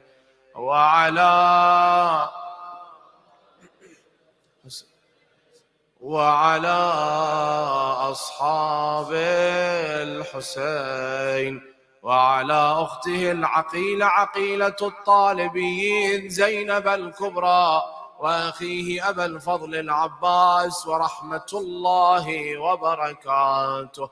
اللهم عجل لوليك الفرج، اللهم عجل فرجه، سهل مخرجه، اجعلنا من أنصاره وأعوانه يا رب العالمين. يا الله يا رحمن يا رحيم يا مقلب القلوب ثبت قلبي على دينك. الفاتحة قبلها الصلاة على محمد وآل محمد.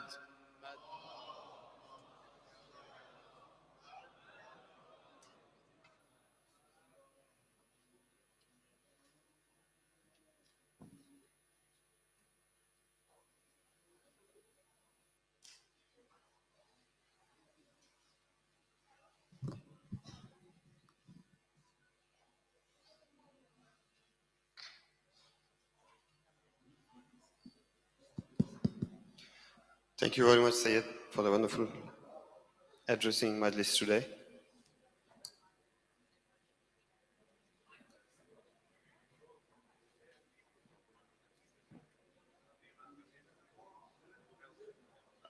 मोमिन इकराम, अंडर 12 जिनके बच्चे हैं उनकी मजलिस का आगाज हुआ चाहता है मल्टीपर्पस हॉल में।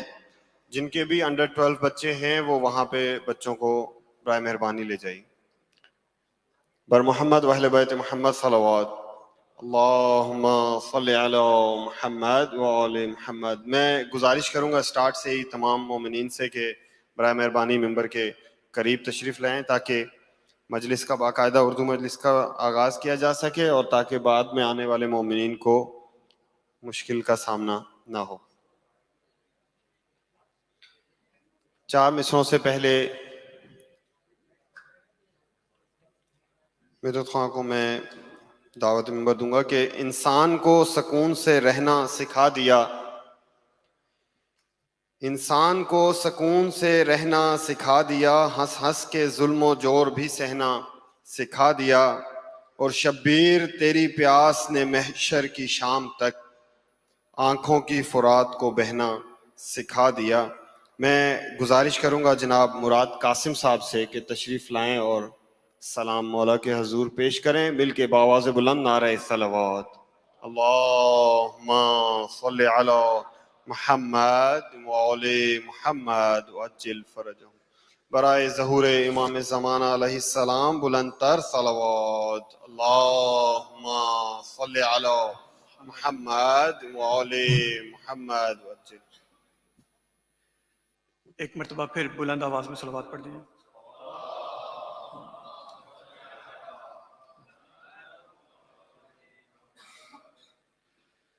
روضے پہ مصطفیٰ کے سغرا دیے جلائے، روضے پہ مصطفیٰ کے سغرا دیے جلائے، رو رو کے نانا جان کو، رو رو کے نانا جان کو، رو رو کے نانا جان کو، رو رو کے نانا جان کو فریاد بھی سنائے، روضے پہ مصطفیٰ کے سغرا دیے جلائے، کس کو میں دل دکھاؤں دکھڑا کسے سناؤں، کس کو میں دل دکھاؤں دکھڑا کسے سناؤں، ایسے گئے ہیں بابا پھر لوٹ کر نہ آئے، روضے پہ مصطفیٰ کے سغرا دیے جلائے، میں مانتی ہوں منت سن لو دعائے نانا، میں مانتی ہوں منت سن لو دعائے نانا، للہ کسی کا بابا بیٹی کو نہ بھلائے، روضے پہ مصطفیٰ کے سغرا دیے جلائے، گھر میں ہے کوئی مٹی وہ لال ہو گئی ہے، گھر میں ہے کوئی مٹی وہ لال ہو گئی ہے، کہتی ہیں سلمہ سغرا نہ دیکھ پائے، روضے پہ مصطفیٰ کے سغرا دیے جلائے، عباس بھی چچا بس نکلے سکینہ چاہ کر، عباس بھی چچا بس نکلے سکینہ چاہ کر، اب سے کہا کروں گی ان کو چرچا پر آئے، روضے پہ مصطفیٰ کے سغرا دیے جلائے، بہنوں کو آ رہے ہیں خط بھائیوں کے پیغام، بہنوں کو آ رہے ہیں خط بھائیوں کے پیغام، نانا میری دعا ہے اکبر کا خط بھی آئے، روضے پہ مصطفیٰ کے سغرا دیے جلائے، قاتل کو جام دینا ہے آپ کی مروت، قاتل کو جام دینا ہے آپ کی مروت، بندہ نثار ہو کر کیوں مدعا نہ پائے، روضے پہ مصطفیٰ کے سغرا دیے جلائے، بر محمد وآل محمد صلی اللہ علیہ وسلم۔ اللهم صل على محمد وآل محمد وعجل فرجهم۔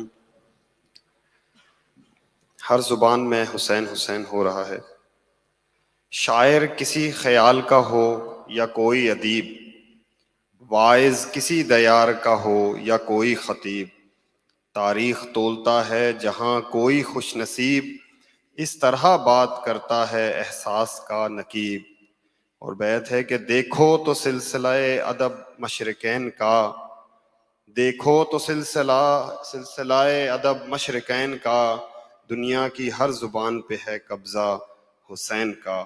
میں گزارش کروں گا مجتبیٰ زیدی صاحب، شعیب عابدی صاحب اور ہم نوا سے کہ تشریف لائیں اور سوزو مرثیہ مولا کے حضور پیش کریں، مل کے بآواز بلند نعرہ صلوات، صلی علی محمد وآل محمد، برائے ظہور امام زمان علیہ السلام بلند تر صلوات، اللہم صلی علی محمد وآل محمد وعجل فرجهم، برائے خوشنودی زہرا بلند تر صلوات، صلی علی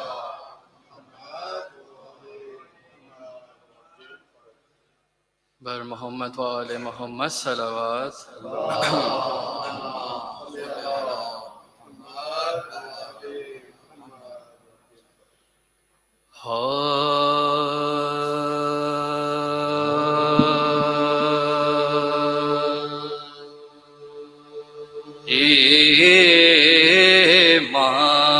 ایمان کی تصویر نظر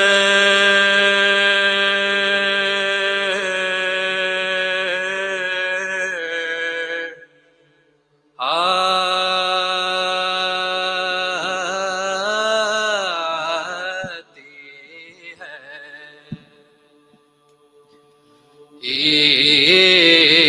ایمان کی تصویر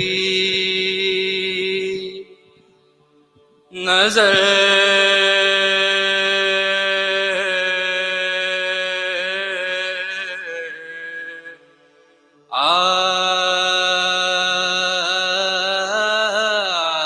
آتی ہے،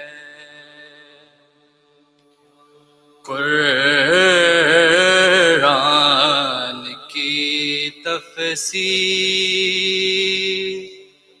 نظر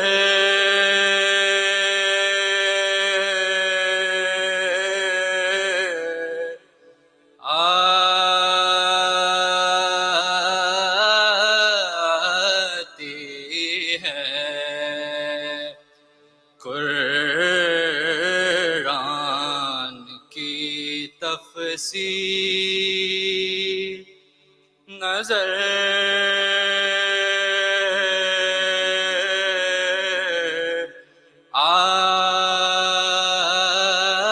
آتی ہے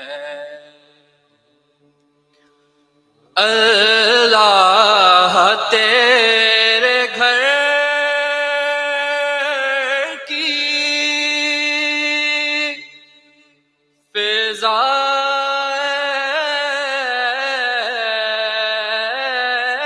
زہرا اللہ تیرے گھر کی فضا زہرا تطہیر ہی تطہیر نظر آتی ہے تطہیر ہی تطہیر نظر آتی ہے ایمان کی تصویر بارد کے صلوات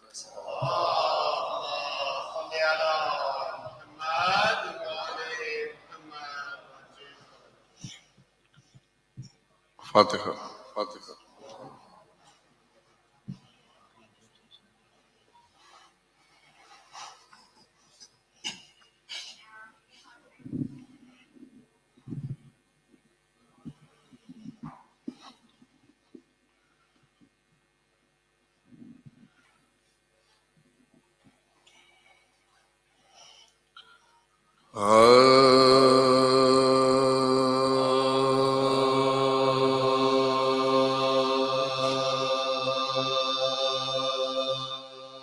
امت پہ بسر اپنے فدا کرتی ہے زید سینے سے دل و جاں کو جدا کرتی ہے زید چھٹتے ہیں پسر یاد خدا کرتی ہے زید جو صبر کا حق ہے وہ ادا کرتی ہے زید گھوڑوں پہ جو وہ دونوں پرارمان چڑھے کہتی ہے کہ بیٹے میرے پروان چڑھے کہتی ہے کہ بیٹے میرے پروان چڑھے شہ کہتے تھے ہاں شیر یہ کیا کرتی ہو دیکھو اکبر کو میرے بھیجو انہیں رن میں نہ بھیجو وہ کہتی ہے صدقے گئی تم اس میں نہ بولو زینب نے اسی دن کے لیے پالا تھا تم تو انہیں رن میں نہیں بھجواتے ہو بھائی پھر کس لیے ہم شیر سے شرماتے ہو پھر کس لیے ہم شیر سے شرماتے ہو فضا ہوئی خیمے سے رواں جانب کیا دیکھتی ہے نہر پہ فوج زینب کے جگر گوشوں پہ ہے تیروں کا بار ناگاہ ہوا شور کے مشکل ہویا لو جانو دل دختر زہرا گئے مارے دو روز کے پیاسے گئے لب دریا مارے دو روز کے پیاسے لب دریا گئے مارے جس وقت یہ ماتم کی خبر شاہ نے پائی روتے ہوئے گھوڑے پہ چڑھے عباس سے گھبرا کے کہا کیا کروں بھائی لو ظالموں نے لوٹ لی قہر کی کمائی یہ بھانجوں کا داغ نہیں مجھ کو دیا اکبر کو اصغر کو میرے قتل کیا اکبر کو اور اصغر کو میرے قتل کیا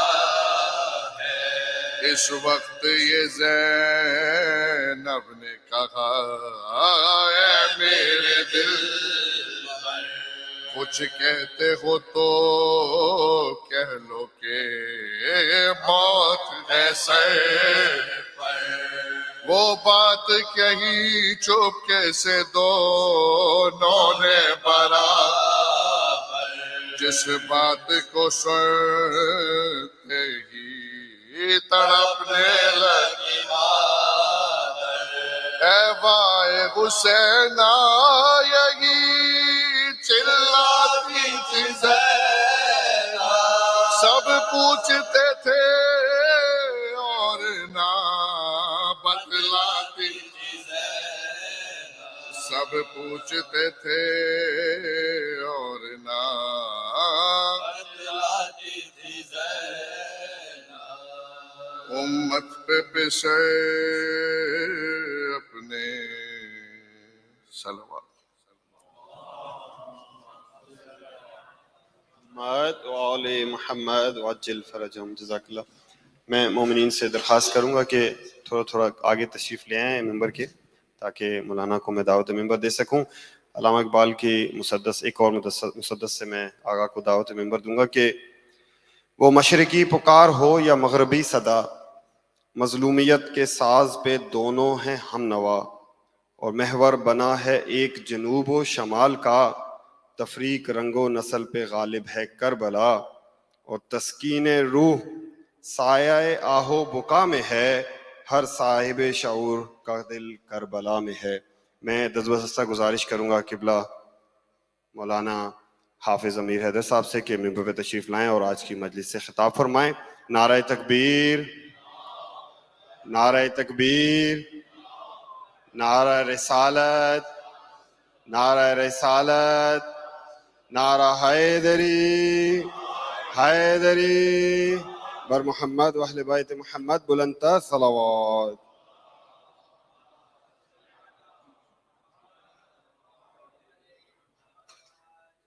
رحم اللہ من قرأ الفاتحہ.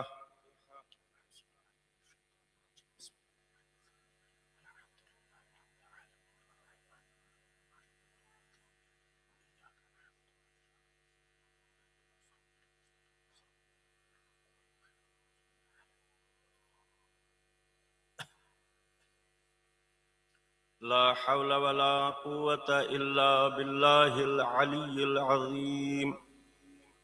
حسبنا الله ونعم الوكيل، نعم المولى ونعم النصير. أعوذ بالله من الشيطان الرجيم بسم الله الرحمن الرحيم الحمد لله رب العالمين هو الله الذي لا إله إلا هو عالم الغيب والشهادة هو الرحمن الرحيم هو الله الذي لا إله إلا هو الملك القدوس السلام المؤمن المهيمن العزيز الجبار المتكبر سبحان الله عما يشركون سبحان ربك رب العزة عما يصفون وسلام على المرسلين والحمد لله رب العالمين إن الله وملائكته يصلون على النبي يا أيها الذين آمنوا صلوا عليه وسلموا تسليما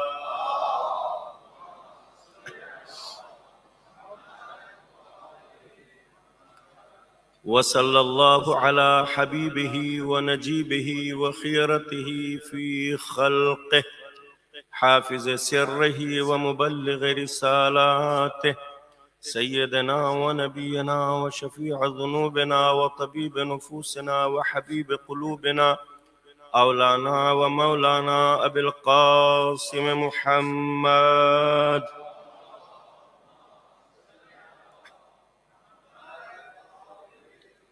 وآله الطيبين الطاهرين المعصومين المظلومين المنتخبين المنتجبين ولعنة الله على أعدائهم أجمعين أما بعد فقد قال الإمام الحسين عليه السلام إنما خرجت لطلب الإصلاح في أمة جد رسول الله صلى الله عليه وآله وسلم أريد أن آمر بالمعروف وأنهى عن المنكر وأسير بسيرة جدي وأبي علي بن أبي طالب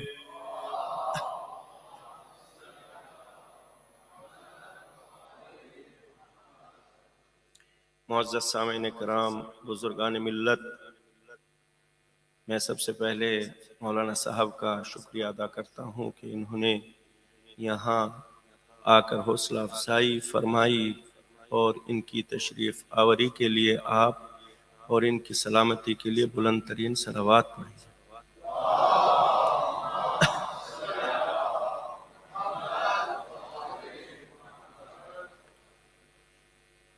مولا امام حسین علیہ السلام فرماتے ہیں کہ میں اصلاح کے لیے نکلا ہوں، اور مولا امام حسین علیہ السلام نے یہ اپنے نانا کی سیرت کا رخ اختیار کیا ہے، چونکہ پیغمبر اکرم صلوات اللہ علیہ نے ہمیشہ اتحاد کا خیال رکھا ہے، کافروں کے ساتھ اتحاد، مشرکوں کے ساتھ اتحاد، یہودیوں کے ساتھ اتحاد، عیسائیوں کے ساتھ اتحاد، اور پورا قرآن اتحاد کے لیے نازل ہوا۔ تمام ائمہ طاہرین نے اتحاد بین المسلمین کا خیال رکھا ہے، امام حسین علیہ السلام نے بھی اتحاد کا خیال رکھا ہے، ہر موقع پر ہر منزل پر اتحاد بین المسلمین کا خیال رکھا ہے۔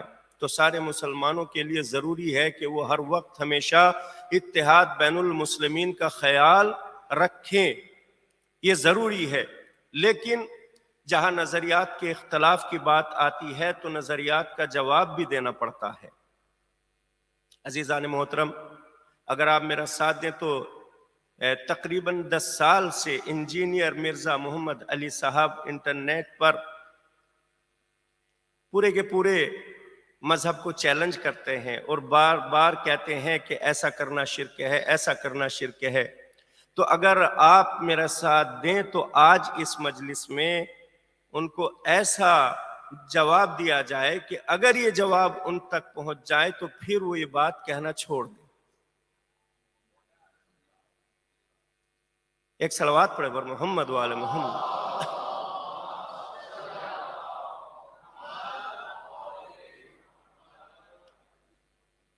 عزیزان محترم، انجینئر مرزا محمد علی صاحب تقریباً 10 سال پہلے سے 2 آیتیں پیش کرتے ہیں. ایک آیت یہ ہے کہ جو سورہ حمد کی آیت ہے، ایاک نعبد و ایاک نستعین. ایک صلوات پڑھے بر محمد وآل محمد.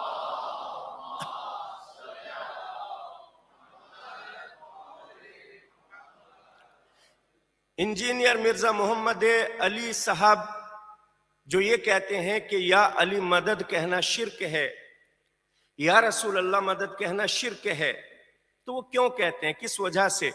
وہ بنیاد بناتے ہیں 2 آیتوں کو. وہ 2 آیتیں کون سی ہیں؟ ایک آیت ہے سورہ حمد کی، ایاک نعبد و ایاک نستعین، ہم تیری ہی عبادت کرتے ہیں اور بس تجھ سے ہی مدد چاہتے ہیں.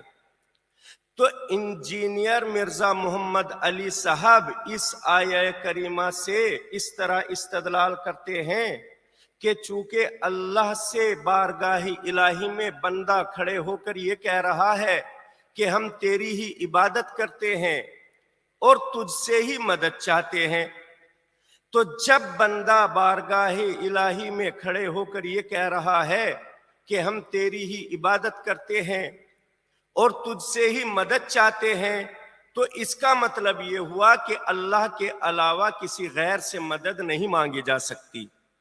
اگر کسی اور سے مدد مانگی جائے گی تو وہ شرک ہو جائے گا. اب ان سے کہا گیا کہ حضور اللہ کے علاوہ تو مدد مانگی گئی ہے اور مانگتے ہیں، اور پھر دوسری آیت کون سی پیش کرتے ہیں؟ اَمَّن يُجِيبُ الْمُضْطَرَّ إِذَا دَعَاهُ وَيَكْشِفُ السُّوءَ، کہ بھلا وہ کون ہے کہ جو فریاد کرنے والوں کی فریاد کو پہنچتا ہے. وہ اللہ کے علاوہ کوئی نہیں ہو سکتا ہے کہ جو یکشف السوء، کے جو برائیوں کو، مشکلات کو حل کرتا ہے. عزیزان محترم، ایک تو یہ آیت ہے اور ایک وہ آیت ہے. ان دونوں آیت سے استدلال یہ کرتے ہیں کہ غیر خدا سے طلب کرنا شرک ہے، اللہ کے علاوہ کسی اور سے مانگنا شرک ہے. عزیزان محترم، انجینئر مرزا محمد علی صاحب اَمَّن يُجِيبُ الْمُضْطَرَّ کو استدلال کے لیے تو پیش کرتے ہیں، لیکن انہیں اس بات کا علم نہیں ہے کہ اَمَّن يُجِيبُ الْمُضْطَرَّ کی آیت جو ہے وہ مسلمانوں کو چیلنج نہیں کر رہی ہے کہ بھلا وہ کون ہے کہ جو اللہ کے علاوہ بھلا وہ کون ہے کہ جو مشکلات کو حل کر سکتا ہو. یہ مسلمانوں کو چیلنج نہیں کر رہی آیت، بلکہ یہ مشرکوں کو چیلنج کر رہی ہے. یہ 5 آیات ہیں کہ جو خدا بند عالم مشرکوں کو ان آیت میں چیلنج کر رہا ہے. 3 آیات اس سے پہلے والی ہیں، امن خلق السماوات والارض، بھلا وہ کون ہے کہ جس نے زمین کو خلق کیا، آسمان کو خلق کیا. تو اس میں خدا بند عالم اپنی شان کبریائی کو بیان کر رہا ہے.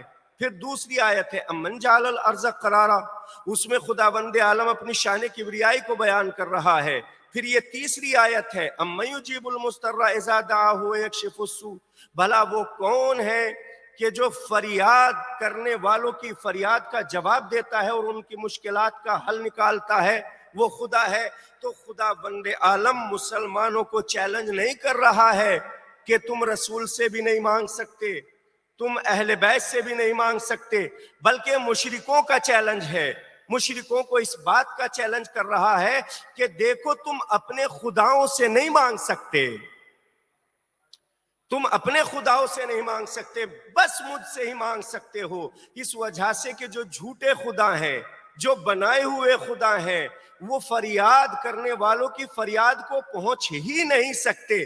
عزیزان محترم، یہ تو آیت تھی کہ جہاں مشرکوں کو چیلنج ہو رہا ہے، مسلمانوں کو چیلنج نہیں ہو رہا ہے. یہاں نبیوں سے مدد مانگنے کے لیے نہیں روکا گیا ہے، رسولوں سے مدد مانگنے کے لیے نہیں روکا گیا ہے. اور یہ آیت جو ہے ایاک نعبد و ایاک نستعین، کہ ہم تجھ سے ہی مدد مانگتے ہیں. تو عزیزان محترم، خدا بند عالم اپنے بندوں کو غیر خدا سے مدد مانگنے کے لیے منع ہی نہیں کر رہا ہے. دیکھیں پوری تاریخ اسلام میں، تمام کی تمام روایات میں، تمام کی تمام آیات قرآنی میں، عزیزان محترم پوری تاریخ اسلام میں کوئی ایک ایسا جملہ نہیں ملتا ہے، ساری روایتوں میں کوئی ایک ایسی روایت نہیں ملتی ہے اور ساری کی ساری آیات میں کوئی ایسی آیت نہیں ملتی ہے کہ رسول سے ائمہ سے مدد مانگنا شرک ہے. کوئی ایسی آیت روایت تاریخ کا جملہ نہیں ہے. یا زندگی میں مدد مانگنا شرک نہیں ہے, زندگی کے بعد مدد مانگنا شرک ہے. نہ کوئی ایسی آیت ہے, نہ کوئی ایسی روایت ہے, نہ تاریخ کا جملہ ہے. اور اگر بندہ یہ کہہ رہا ہے کھڑے ہو کر کہ اے پروردگار ہم تجھ سے ہی مانگتے ہیں, تو اس کا مطلب کیا ہوا؟ یعنی پروردگار یا تو تجھ سے مانگتے ہیں یا پھر ان سے مانگتے ہیں کہ جن سے مانگنے کی اجازت تو دیتا ہے, جن سے مانگنے کی اجازت تو دیتا ہے. اس لیے کہ خدا بند عالم بندوں کو رسولوں سے مانگنے کی اجازت مانگنے کو منع کیسے کر سکتا ہے؟ خدا بند عالم رسولوں سے مانگنے کو منع کر ہی نہیں سکتا, چونکہ اللہ نے نبیوں سے خود مانگا ہے, رسولوں سے خود مانگا ہے. کہ بھائی کم مانگا ہے؟ کہا قرآن پڑھ کر دیکھیے, سورہ آل عمران کی 81 نمبر کی آیت ہے, اس میں ارشاد ہو رہا ہے وَإِذْ أَخَذَ اللَّهُ مِيثَاقَ النَّبِيِّينَ لَمَا آتَيْتُكُم مِّن كِتَابٍ وَحِكْمَةٍ ثُمَّ جَاءَكُمْ رَسُولٌ مُصَدِّقٌ لِّمَا مَعَكُمْ لَتُؤْمِنُنَّ بِهِ وَلَتَنصُرُنَّهُ. کہ مسلمانوں اس وقت کو یاد کرو. کون سے وقت کو؟ کہ جب اللہ نے عالم الستوں میں, عالم ارواح میں سارے انبیاء سے وعدہ لیا. سارے انبیاء سے کیا وعدہ لیا؟ یہ وعدہ لیا کہ دیکھو تمہیں نبوت بھی دی جائے گی, کتاب بھی دی جائے گی, حکمت بھی دی جائے گی, لیکن اس شرط پر کہ جب تمہارے پاس کوئی رسول آئے گا. کیسا رسول؟ ایسا رسول کہ جو گزشتہ انبیاء اور رسول کی رسالت کی بھی گواہی دیتا ہوگا, نبوت کی بھی تصدیق کرتا ہوگا, ان کی کتابوں کی بھی تصدیق کرتا ہوگا. تو اے رسولو, اے نبیو, تمہیں اس رسول پر ایمان بھی لانا ہے اور اس کی مدد بھی کرنا ہے, اس کی مدد بھی کرنا ہے. تو اللہ نے کس سے مدد مانگی؟ تمام انبیاء سے, تمام رسولوں سے مدد مانگی ہے. کس نے؟ اللہ نے. عزیزان محترم, جب اللہ تمام انبیاء سے کہہ رہا تھا کہ اس پر ایمان لانا ہے, اس رسول کی مدد کرنی ہے, تو تمام انبیاء کو, تمام رسولوں کو ہاتھ جوڑ کے کہنا چاہیے تھا یا اللہ سب سے مدد کرنے والا تو تو ہی ہے, سب کی مشکل حل کرنے والا تو تو ہی ہے, سب سے بڑا مددگار تو, سب کی مشکلوں کو حل کرنے والا تو. پروردگار جب تو ہی مددگار ہے, تو ہی مشکل کشا ہے, تو کیا ضرورت ہے کہ ہم مدد کریں؟ کیا ضرورت ہے؟ بس تو ہی مدد کرنا. لیکن نہیں, خدا بند عالم نے نبیوں سے کہا کہ تم مدد کرنا اور تم ایمان لانا. اور اس پر عزیزان محترم یہ کوئی ایسی آیت نہیں ہے کہ جس کا ترجمہ اور جس کی تفسیر میں اپنے مذہب کے ہی مطابق کر رہا ہوں. سارے کے سارے مسلمان اس کا یہی ترجمہ کرتے ہیں, اور پھر اتنی شدت اختیار کی, اتنی سختی اختیار کی. تمام نبیوں سے یہ وعدہ لینے کے بعد پھر کہا قَالَ أَأَقْرَرْتُمْ, اے انبیاء کیا تم اس بات کا اقرار کرتے ہو کہ اس پہ ایمان بھی لاؤ گے اور اس کی مدد بھی کرو گے؟ سب نے کہا قالوا اقررنا, کہا ہاں ہم اقرار کرتے ہیں اس بات کا کہ ہم اس پر ایمان بھی لائیں گے, اس کی مدد بھی کریں گے. عزیزان محترم, لیکن کیا کسی نے مدد کی؟ کسی نے مدد نہیں کی. تو پھر کس نے مدد کی؟ رسول کی. رسول کی کس نے مدد کی؟ عزیزان محترم, یہ آیہ کریمہ ہے, یہ آیہ کریمہ ہے کہ جس میں تمام انبیاء سے خدا بند عالم نے وعدہ لیا ہے کہ تم مدد کرنا. لیکن عزیزان محترم, کیا آدم نے مدد کی؟ کیا نوح نے مدد کی؟ کیا ابراہیم نے مدد کی؟ کیا اسماعیل نے مدد کی؟ اور اگر مدد نہیں کی تو پھر کیا یہ وعدہ کینسل ہو گیا؟ کیا اس وعدے کی نافرمانی کی؟ عزیزان محترم, نافرمانی تو نہیں ہوئی, تو لیکن ایک بات تو ثابت ہوئی. عزیزان محترم, یہ بات تو میں بتلاؤں گا کہ کس نے مدد کی نبی کی اور کس نے مدد نہیں کی ہے, لیکن اس سے یہ بات تو ثابت ہو گئی کہ غیر خدا سے مدد مانگنا عیب نہیں ہے. اس لیے کہ اگر غیر خدا سے مدد مانگنا عیب ہوتا تو پھر اللہ غیر خدا سے مدد کیوں مانگتا؟ اللہ کو بھی غیر خدا کی مدد کی ضرورت ہے. لیکن فلسفہ یہ ہے کہ پھر یہ سوچ کے مانگنا چاہیے کہ انسان کی نیت کیا ہے. یہ دیکھا جائے گا کہ انسان کیوں مدد مانگ رہا ہے, کیا سوچ کے مدد مانگ رہا ہے, کیا خدا سوچ کے مدد مانگ رہا ہے یا غیر خدا سوچ کے مدد مانگ رہا ہے. اگر کوئی خدا سوچ کے غیر خدا کو خدا سوچ کر مدد مانگے گا وہاں شرک ہو جائے گا. اللہ نبیوں سے ہی نہیں سارے لوگوں سے کہہ رہا ہے, کیا کہہ رہا ہے, ان تنصروا اللہ ینصرکم, اگر تم اللہ کی مدد کرو گے تو اللہ تمہاری مدد کرے گا. کس سے کہہ رہا ہے؟ سارے لوگوں سے. اللہ کو کیا ضرورت ہے کہ اللہ سارے لوگوں کی مدد حاصل کرے؟ اے سارے کے سارے بندو, اگر تم اللہ کی مدد کرو گے تو اللہ تمہاری مدد کرے گا. پروردگار تجھے کیا ضرورت ہے ان بندوں سے یہ کہنے کی کہ اگر تم اللہ کی مدد کرو گے تو اللہ تمہاری مدد کرے گا؟ ان بندوں سے مدد مانگنے کی ضرورت کیا ہے؟ ارے کوئی مشیر کار مشورہ دیتا اللہ کو, اے اللہ آپ ان بندوں سے یہ نہ کہیے کہ تم میری مدد کرو گے تو میں تمہاری مدد کروں گا. ان بندوں سے مدد نہ مانگتا, اے پروردگار اگر تو یہ آیت نازل کرے گا تو ان بندوں کا دماغ خراب ہو جائے گا. لیکن کسی نے مشورہ نہ دیا. اللہ مدد مانگ رہا ہے اپنے بندوں سے, ان تقرضوا اللہ قرضا حسنا, اگر تم نے مجھے قرض دیا تو میں تمہارے قرض میں اضافہ کر دوں گا. تو یہ قرض کی مدد کون مانگ رہا ہے؟ اللہ مانگ رہا ہے. عزیزان محترم, مانگتا بندہ بھی ہے اور مانگتا اللہ بھی ہے, لیکن دونوں کے مانگنے میں فرق ہے. جب بندہ مانگتا ہے تو محتاج ہو کر ضرورت کے لیے مانگتا ہے, اور جب اللہ مانگتا ہے تو پھر امتحان لینے کے لیے مانگتا ہے. لہذا فرق ہے نیت میں. لہذا اللہ نے کیا کہا, ان تنصروا اللہ ینصرکم, اے میرے بندو اگر تم نے مدد کی تو میں تمہاری مدد کروں گا. اگر تم نے مجھے قرض دیا تو میں تمہیں قرض. صحیح ہے کہ بربناء احتیاط ہے. جب بندہ مانگتا ہے تو ضرورت کے لیے مانگتا ہے, جب خدا مانگتا ہے تو امتحان کے لیے مانگتا ہے. اے بندو تم کون ہوتے ہو اعتراض کرنے والے؟ ہم تو اپنے بندوں سے مانگیں گے, اس لیے کہ محبت کا تقاضا یہ ہے. جب انہوں نے مانگا تھا تو ہم نے دے دیا تھا, اب ہم مانگ رہے ہیں تو وہ دیں گے. تمہیں کیا نالج ہے اس بات کی؟ نا واقف راز محبت کے تقاضوں کو کیا جانے. ارے انہوں نے ہم سے مانگا, ہم نے انہیں دے دیا. جب ہمیں ضرورت پڑے گی تو ہم مانگیں گے. جب ہمارے اسلام پہ ضرورت پڑی تو حسین نے قربانی دے کے اسلام بچا لیا. جب حسین کے ذکر پہ ضرورت پڑے گی تو حسین کے ذکر کو ہم بچائیں گے. یہی وجہ تھی کہ نماز کو حسین نے بچایا, مجلسوں کو خدا نے بچایا. اب جب نماز پڑھنا تو حسین کا شکریہ ادا کرنا, چونکہ نماز کو حسین نے بچایا ہے. جب مجلسوں میں آنا تو خدا کا شکریہ ادا کرنا, چونکہ مجلسوں کی حفاظت خدا کرتا ہے. صلوات پڑھے بر محمد و آل محمد پر.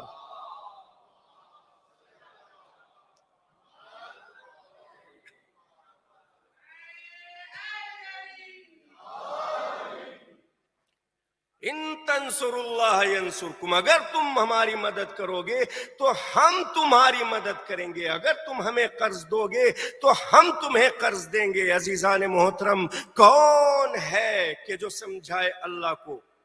اللہ کو تو کسی نے نہیں سمجھایا کہ تو بندوں سے کیوں مدد مانگ رہا ہے. اللہ کو تو کوئی سمجھانے والا نہیں ہے. کیوں؟ کس وجہ سے؟ اس لیے کہ اللہ جب مدد مانگ رہا ہے تو یہ سمجھ کے مدد نہیں مانگ رہا ہے کہ میں اپنے بڑے خدا سے مانگ رہا ہوں. جب مدد مانگنے والے کی مدد کو دیکھا جائے گا کہ وہ کس نیت سے مانگ رہا ہے. غیر خدا کو خدا تو نہیں سمجھ رہا ہے. اگر غیر خدا کو خدا سمجھ کر مانگ رہا ہے تو واقعاً شرک ہے. لیکن خدا جب مانگ رہا ہے تو بندہ سمجھ کر مانگ رہا ہے. یہ میرا بندہ ہے, اس کو میں نے دیا ہے تو میرا مانگنے کا حق ہے. بھائی خدا ہی نے نہیں بلکہ رسول نے بھی مانگا ہے.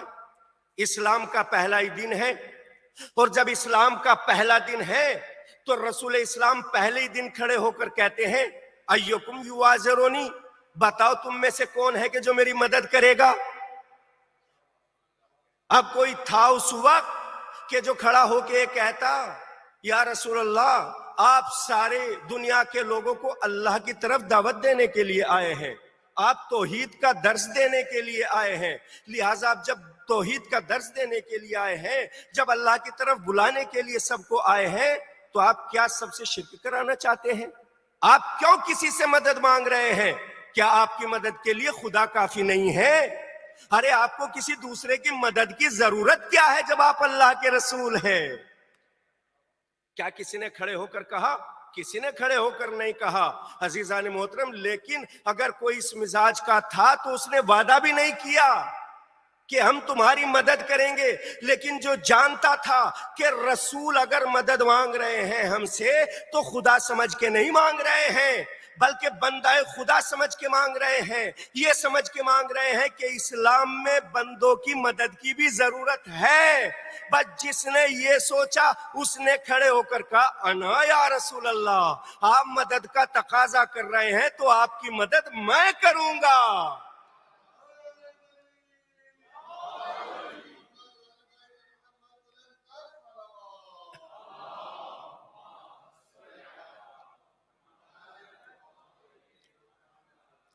آپ کی مدد میں کروں گا۔ اسی وجہ سے تو قرآن کہہ رہا ہے، خدا وند عالم کہہ رہا ہے استسعدون ولا تلوون علی عہد والرسول۔ اس وقت کو یاد کرو۔ کس وقت کو یاد کرو؟ اس وقت کو یاد کرو کہ جب تم پہاڑوں پر چڑھے جا رہے تھے۔ اس وقت کو یاد کرو کہ جب تمہیں رسول پکار رہا تھا لیکن تم رسول کی آواز نہیں سن رہے تھے۔ بھائی سارے کے سارے مفسرین نے یہی لکھا ہے، تمام کے تمام علماء اسلام نے یہی لکھا ہے کہ خداوند عالم نے اس آیت کو پیش کیا کہ مسلمانوں اس وقت کو یاد کرو۔ کس وقت کو یاد کرو؟ کہا جب تم پہاڑوں پہ چڑھے جا رہے تھے، تمہیں اپنی جان کی پرواہ تھی لیکن رسول کی جان کی پرواہ نہیں تھی، رسول کو چھوڑ کر جا رہے تھے، رسول کو چھوڑ کر جا رہے تھے، رسول کی مدد کرنے والا کوئی نہیں تھا، فقط وہی تھا کہ جس نے دعوت ذوالعشیرہ میں رسول کی مدد کا وعدہ کر لیا تھا۔ جس نے رسول کا وعدہ کر لیا تھا، میں کہوں گا یا اللہ بس یہی ٹاپک قرآن میں ذکر نہ کرتا، پوری جنگ خندق کو بیان کرتا، یا اللہ پوری جنگ خیبر کو بیان کر دیتا، یا اللہ قرآن میں پوری جنگ احد کا ذکر ہو جاتا، جنگ بدر کا ذکر ہو جاتا، لیکن یا اللہ یہ جو صحابہ چھوڑ کر چلے گئے تھے اسی کا ذکر نہ ہوتا۔ کہا کیوں؟ کہا اس لیے کہ صحابہ کی شخصیت کا مسئلہ تھا، صحابہ کی عظمت کا مسئلہ تھا۔ اے پروردگار تو تو صحابہ کی شخصیت کا محافظ ہے، اے پروردگار تو تو صحابہ کی عظمت کا محافظ ہے، تو نے کیوں ذکر کر دیا؟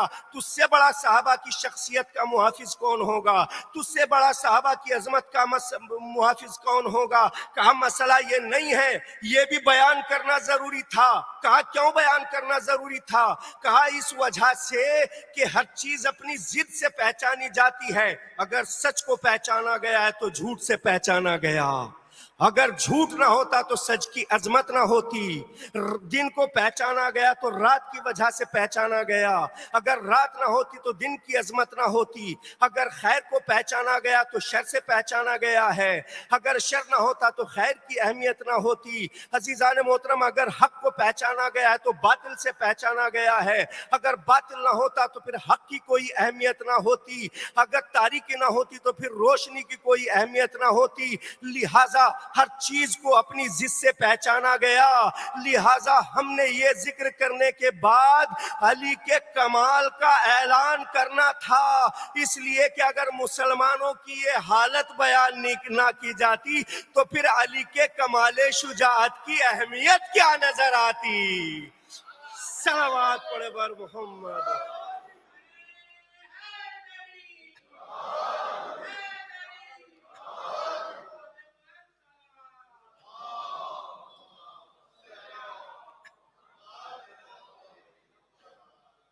ہمیں علی کے کمال شجاعت کو بیان کرنا تھا، اسی لیے نبی آواز دے رہے ہیں۔ بھائی نبی کس وجہ سے آواز دے رہے ہیں؟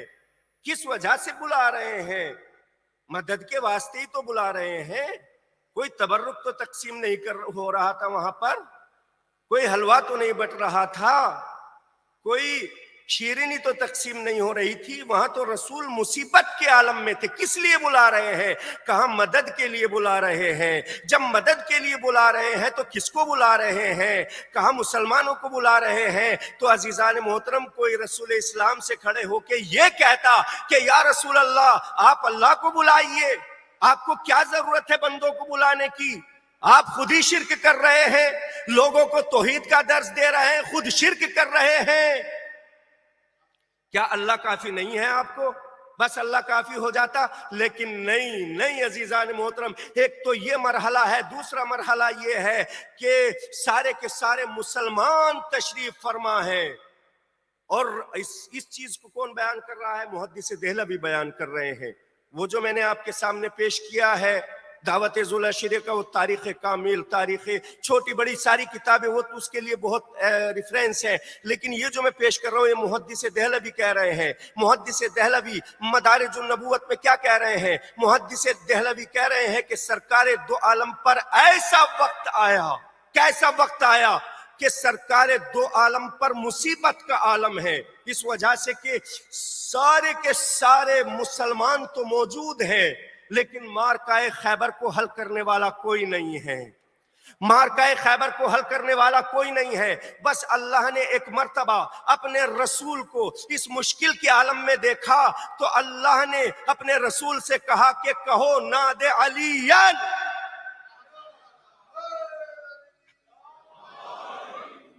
کہو ناد علی اما ظہر العجائب، اے رسول علی کو پکارو. اگر تم علی کو پکارو گے، علی آئیں گے تو پھر دیکھنا کہ علی میں کیسے کیسے کرشمے سازیاں نظر آئیں گی، کیسے کیسے عجائب علی میں نظر آئیں گے. اون اللہ کا، تم اپنے لیے سب سے بڑا مددگار علی کو پاؤ گے. عزیزان محترم، اب ایک مرتبہ سارے مسلمانوں پر رسول اللہ نے نگاہ ڈالی. علی نہیں ہے. کہا اینا علی، علی کہاں ہے؟ کہا حضور وہ تو آشوب چشمے گرفتار ہیں. کہا نہیں، علی کو بلاؤ. کہا یا رسول اللہ علی کو بلانے کا کوئی فائدہ نہیں ہوگا. کہا کس لیے؟ کہا اس لیے کہ انہیں سامنے کا راستہ تو دکھائی نہیں دے رہا ہے. دشمن کیا دکھائی دے گا؟ وہ تو آشوب چشمے گرفتار ہیں. جب انہیں دکھائی نہیں دے رہا ہے تو بلانے کا کیا فائدہ؟ کہا مشورہ نہ دیجئے، علی کو بلائیے. علی کہاں ہے؟ علی کو بلا کر لاؤ. اگر علی اس بات کو کہیں گے تب مانی جائے گی کہ حضور میں آشوب چشمے گرفتار ہوں. لیکن اگر علی ایک آواز پر چلے آئیں، اگر علی ایک ہی آواز پر چلے آئیں تو عزیزان محترم رسول اسلام کی آواز پر علی چلے آئے. رسول اسلام نے جنگ خیبر کا موقع نہیں پڑ رہا ہوں میں، تو آپ کے سامنے شاہد اور دلیل پیش کر رہا ہوں مدد مانگنے کے واسطے، طلب مدد کے واسطے. عزیزان محترم کیا جملہ کہا؟ ناد علی مظہر العجائب. رسول اسلام نے علی کو بلایا، علی تشریف لائے. رسول اسلام نے لاب دہن لگایا. لاب دہن لگانے کے بعد آنکھیں صحیح ہو گئی. جب آنکھیں صحیح ہو گئی، مولا کائنات نے یہ مرحلہ طے کر لیا. تو عزیزان محترم کتنے شواہد میں نے آپ کے سامنے پیش کیے، کتنی دلائل پیش کی کہ غیر خدا سے مدد طلب کی گئی ہے، لیکن غیر خدا سے خدا مان کے مدد طلب نہیں کی گئی. غیر خدا مان کے مدد طلب کی. جب اللہ نے نبیوں سے مدد مانگی تو خدا مان کے نہیں بلکہ نبی و رسول مان کے مدد مانگی. جب رسول نے صحابہ سے مدد مانگی تو صحابہ سمجھ کے مدد مانگی. اور جب علی سے مدد مانگی تو علی کو علی سمجھ کے مدد مانگی، خدا سمجھ کے مدد نہیں مانگی. اس کا مطلب یہ ہوا کہ علی سے خدا سمجھ کر مدد مانگنا کفر کی علامت ہے، لیکن علی سے علی سمجھ کر مدد مانگنا کفر نہیں بلکہ رسول کی سنت کی اتباع ہے. صلوات پڑھے بر محمد و آل محمد پر.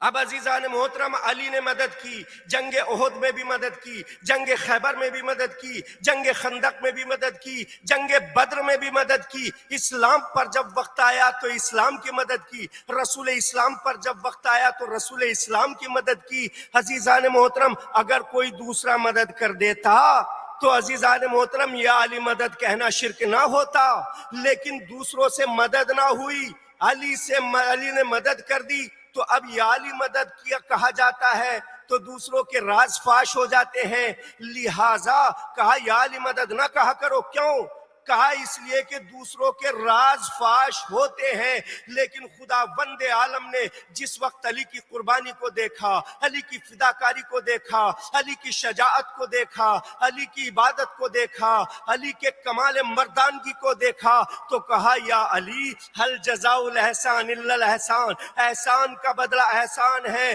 آج تو نے اسلام کی بھی مدد کی ہے، رسول کی بھی مدد کی ہے، تو بس اس کی جزا یہ ہے کہ ہم قیامت تک تجھے مشکل کشا بناتے ہیں۔ اب جو بھی تیرے نام سے مدد مانگے گا اس کی مشکل تیرے نام کے صدقے حل ہو جائے گی۔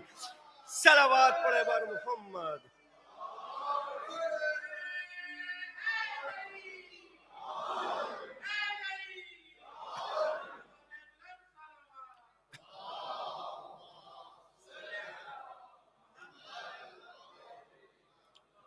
اب میں انجینئر مرزا محمد علی صاحب سے یہ عرض کرنا چاہتا ہوں کہ ایاک نستعین کہ ہم تیری ہی مدد کرتے ہیں، کیا اس کا مطلب یہ ہے کہ رسول سے مدد نہ مانگی جائے؟ کیا اس کا مطلب یہ ہے کہ رسول سے مرنے کے بعد مدد نہ مانگی جائے؟ انجینئر مرزا محمد علی کہتے ہیں کہ اس بات کا تو قائل میں بھی ہوں کہ رسول سے زندگی میں مدد مانگنا جائز ہے، لیکن اس بات کا قائل نہیں ہوں کہ ان سے مرنے کے بعد مدد مانگنا جائز ہے۔ تو بھائی میں کہتا ہوں کہ کوئی روایت ہمارے سامنے پیش کر دو کہ زندگی میں ان سے مدد مانگنا جائز ہے، مرنے کے بعد مدد مانگنا جائز نہیں ہے، یا پھر یہ بتا دو کہ زندگی میں تو وہ رسول رہے لیکن مرنے کے بعد ان سے رسالت لے لی گئی۔ کیا کوئی ایسی آیت ہے، کیا کوئی ایسی روایت ہے کہ جس سے یہ ثابت ہو جائے کہ زندگی میں رسول تھے اور مرنے کے بعد اللہ نے ان سے رسالت لے لی؟ اگر اللہ نے ان سے رسالت لے لی تو بس میناروں سے اشہد ان محمد الرسول اللہ کہنا چھوڑ دو۔ اس وجہ سے کہ جب تک میناروں سے اشہد ان محمد الرسول اللہ کہا جاتا رہے گا، یہ اس بات کا اعلان رہے گا کہ فقط رسول وفات تک رسول نہیں تھے، بلکہ محمد جو ہے قیامت تک رسول ہیں، اور جب قیامت تک رسول ہیں تو خدا بند عالم نے جب محمد سے رسالت نہیں لی تو کرامت بھی نہیں لی، جب رسالت نہیں لی تو کرامت بھی نہیں لی، جب کرامت نہیں لی تو پھر یا رسول اللہ مدد کہنا جائز ہے۔ جس طریقے سے رسول سے رسالت نہیں لی اسی طریقے سے علی سے ولایت و امامت نہیں لی، اس لیے کہ رسول اسلام نے نہیں کہا تھا کہ جب تک علی زندہ رہیں گے اس وقت تک علی مولا ہے، نہیں بلکہ قیامت تک کہا تھا من کنت مولا فہذا علی مولا، قیامت تک جس کا میں مولا اس کا یہ علی مولا۔ تو عزیزان محترم جب علی قیامت تک مولا ہیں تو قیامت تک یا علی مدد کہنا شرک کا باعث نہیں ہوگا بلکہ عین توحید ہوگا۔ صلوات پڑھے بر محمد و آل محمد پر۔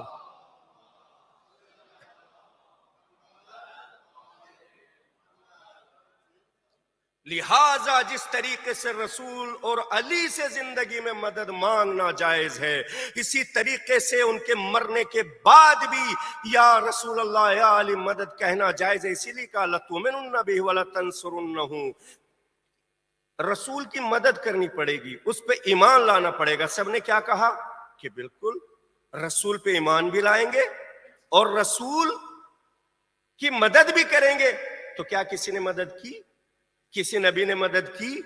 کسی رسول نے مدد کی؟ رسول اسلام کی آ کے؟ عزیزان محترم اس بات کی تصدیق کب ہوئی؟ اس بات کی تصدیق شب معراج ہوئی۔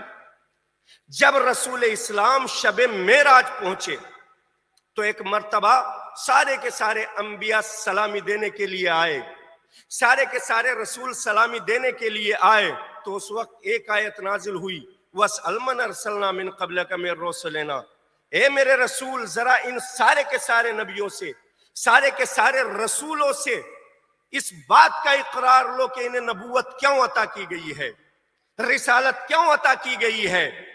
عزیزان محترم، اب یہی آیت وفات رسول کے بعد جس وقت قرآن کی آیتیں جمع کرنے والوں کے سامنے آئی کہ وَسَلْمَ مِن قبل کا، یہ کہا جا رہا ہے رسول اسلام سے کہ اے رسول سارے انبیاء سے، سارے رسولوں سے پوچھو کہ تمہیں بتاؤ نبوت کب عطا کی گئی، تمہیں رسالت کب عطا کی گئی۔ اب جس وقت یہ قرآن جمع کرنے والوں کے پاس آیت آئی تو سب نے کہا بھائی یہ تو قرآن کی آیت نہیں ہو سکتی۔ کہا کیوں؟ کہا اس وجہ سے نہیں ہو سکتی کہ اس میں رسول کو کہا جا رہا ہے کہ ذرا آدم سے پوچھو، ذرا نوح سے پوچھو، ذرا ابراہیم سے پوچھو، ذرا اسماعیل سے پوچھو کہ تمہیں بتاؤ نبوت کیوں عطا ہوئی، تمہیں بتاؤ رسالت کیوں عطا ہوئی۔ کہا ہم نے تو کبھی رسول کے سامنے آدم کو آتے ہوئے نہیں دیکھا، ہم نے تو کبھی رسول کے سامنے نوح کو آتے ہوئے نہیں دیکھا، ہم نے تو کبھی رسول کے سامنے ابراہیم و اسماعیل کو آتے ہوئے نہیں دیکھا۔ لہٰذا اس آیت کا مضمون دوسری آیتوں سے ٹکرا رہا ہے، اور جس آیت کا مضمون دوسری آیت سے ٹکرا جائے وہ آیت نہیں ہو سکتی۔ لہٰذا اس آیت کو قرآن سے نکالو، اس لیے کہ یہ قرآن کی آیت ہی نہیں ہے، یہ تو جھوٹ ہے، سراسر جھوٹ ہے، غلط ہے، سراسر غلط ہے۔ کیوں؟ کس وجہ سے؟ اس لیے کہ اس میں رسول سے کہا جا رہا ہے کہ ان انبیاء سے پوچھو، ان رسولوں سے پوچھو کہ بتاؤ تمہیں نبوت کیوں عطا ہوئی ہے، تمہیں رسالت کیوں عطا ہوئی ہے۔ اب سب کے سب پریشان ہو گئے، بھائی کیا کیا جائے، اس آیت کو نکال دیا جائے۔ لیکن اہل بیت کی دہلیز پر رہنے والے سلمان کو جب پتا چلا تو سلمان نے کہا کیا تم اس آیت کو قرآن سے نکالنا چاہتے ہو؟ کہا ہاں ہم اس آیت کو قرآن سے نکالنا چاہتے ہو۔ کہا جلدی مت کرو، جلدی مت کرو، اس لیے کہ گر بھی پڑتے ہیں ذرا دوڑ سے چلنے والے۔ کہا پھر کیا کریں؟ کہا پہلے وارث قرآن سے پوچھ لو۔ کہا وارث قرآن کون ہے؟ کہا وارث قرآن وہ ہے جس کے لیے رسول نے کہا علی مع القرآن۔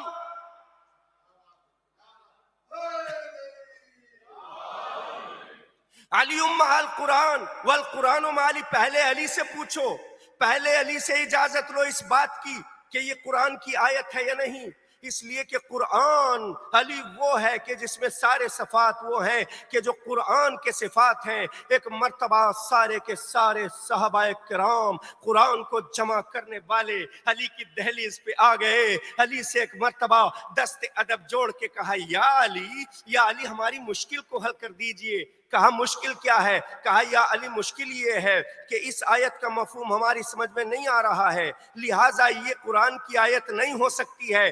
کہا کون سی آیت؟ کہا یہ آیت ہے وَاسْأَلْ مَنْ أَرْسَلْنَا مِنْ قَبْلِكَ مِنْ رُسُلِنَا۔ اس میں خدا بند عالم رسول سے کہہ رہا ہے کہ رسول ان انبیاء سے پوچھ لو، ان رسولوں سے پوچھ لو کہ بتاؤ تمہیں نبوت کب دی گئی، تمہیں رسالت کیوں دی گئی ہے، کیا وجہ تھی۔ ہم نے تو یا علی کبھی آدم کو نہیں دیکھا ہے، ہم نے تو نوح کو نہیں دیکھا ہے کہ رسول کے سامنے آئے ہوں اور رسول اسلام نے ان سے سوال کر لیا ہو، اور یا علی ہم نے تو اس آیت کو کبھی نازل ہوتے ہوئے نہیں دیکھا ہے، لہٰذا یہ قرآن کی آیت نہیں ہے۔ علی نے کہا ٹھیک ہے، تمہیں غلط فہمی ہونی چاہیے تھی۔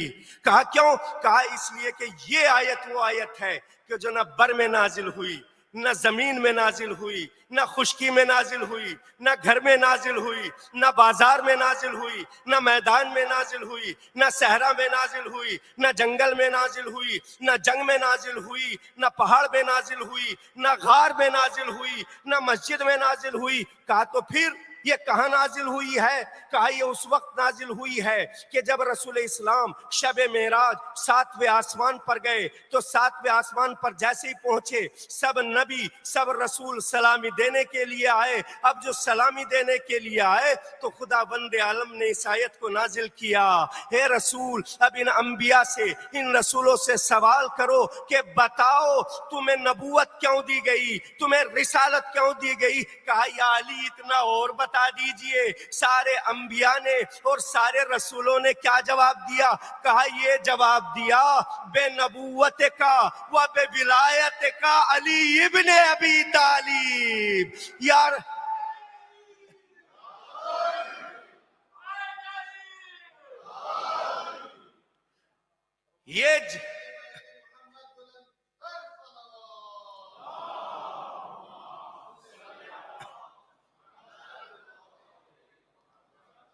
کہا یہ جواب دیا کہ یا رسول اللہ ہمیں آپ کی نبوت اور علی کی ولایت کے صدقے میں نبوت اور رسالت ملی ہے،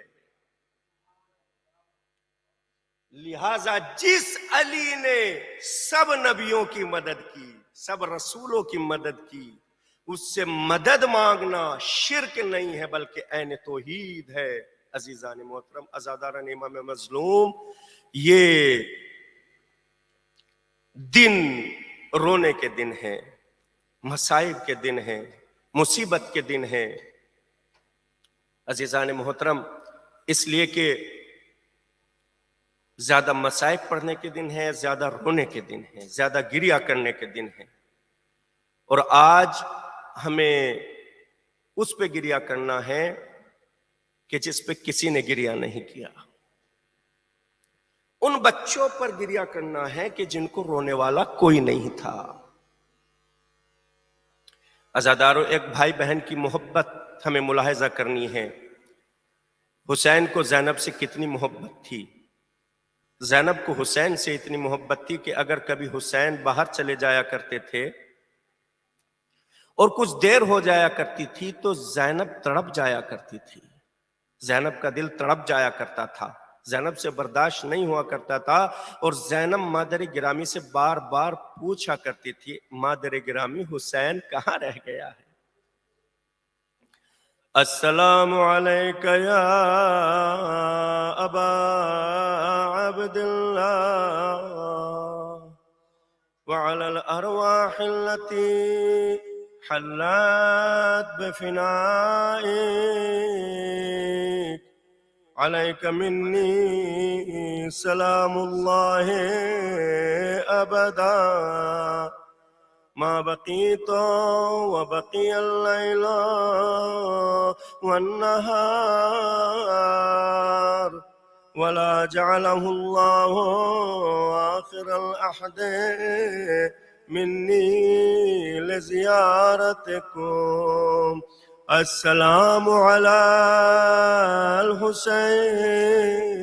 الحسين وعلى علي بن الحسين وعلى أولاد الحسين وعلى أصحاب الحسين۔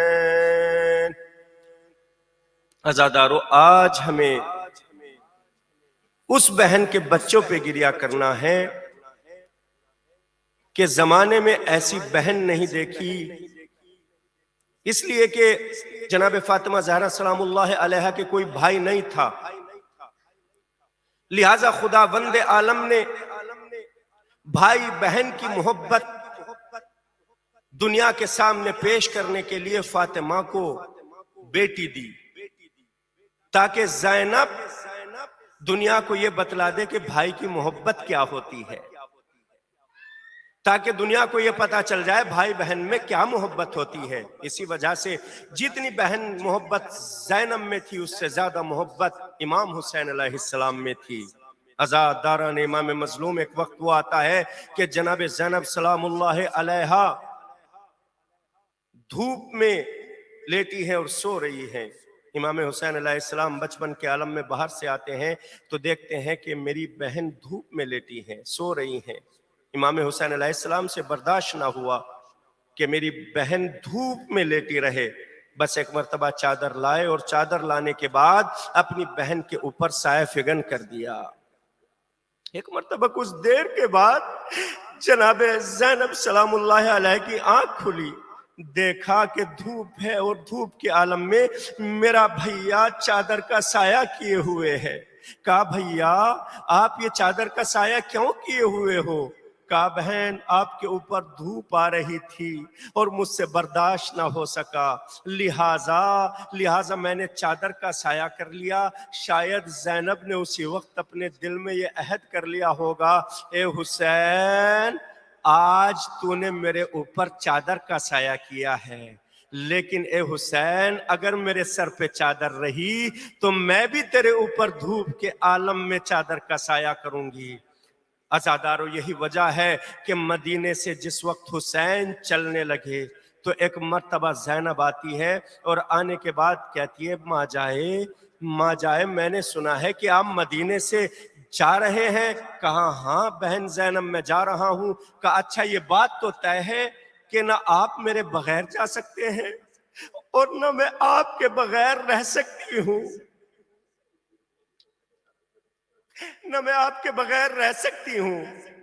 کہا بہن زینب نہ میں تمہارے بغیر رہ سکتا اور نہ تم میرے بغیر رہ سکتی.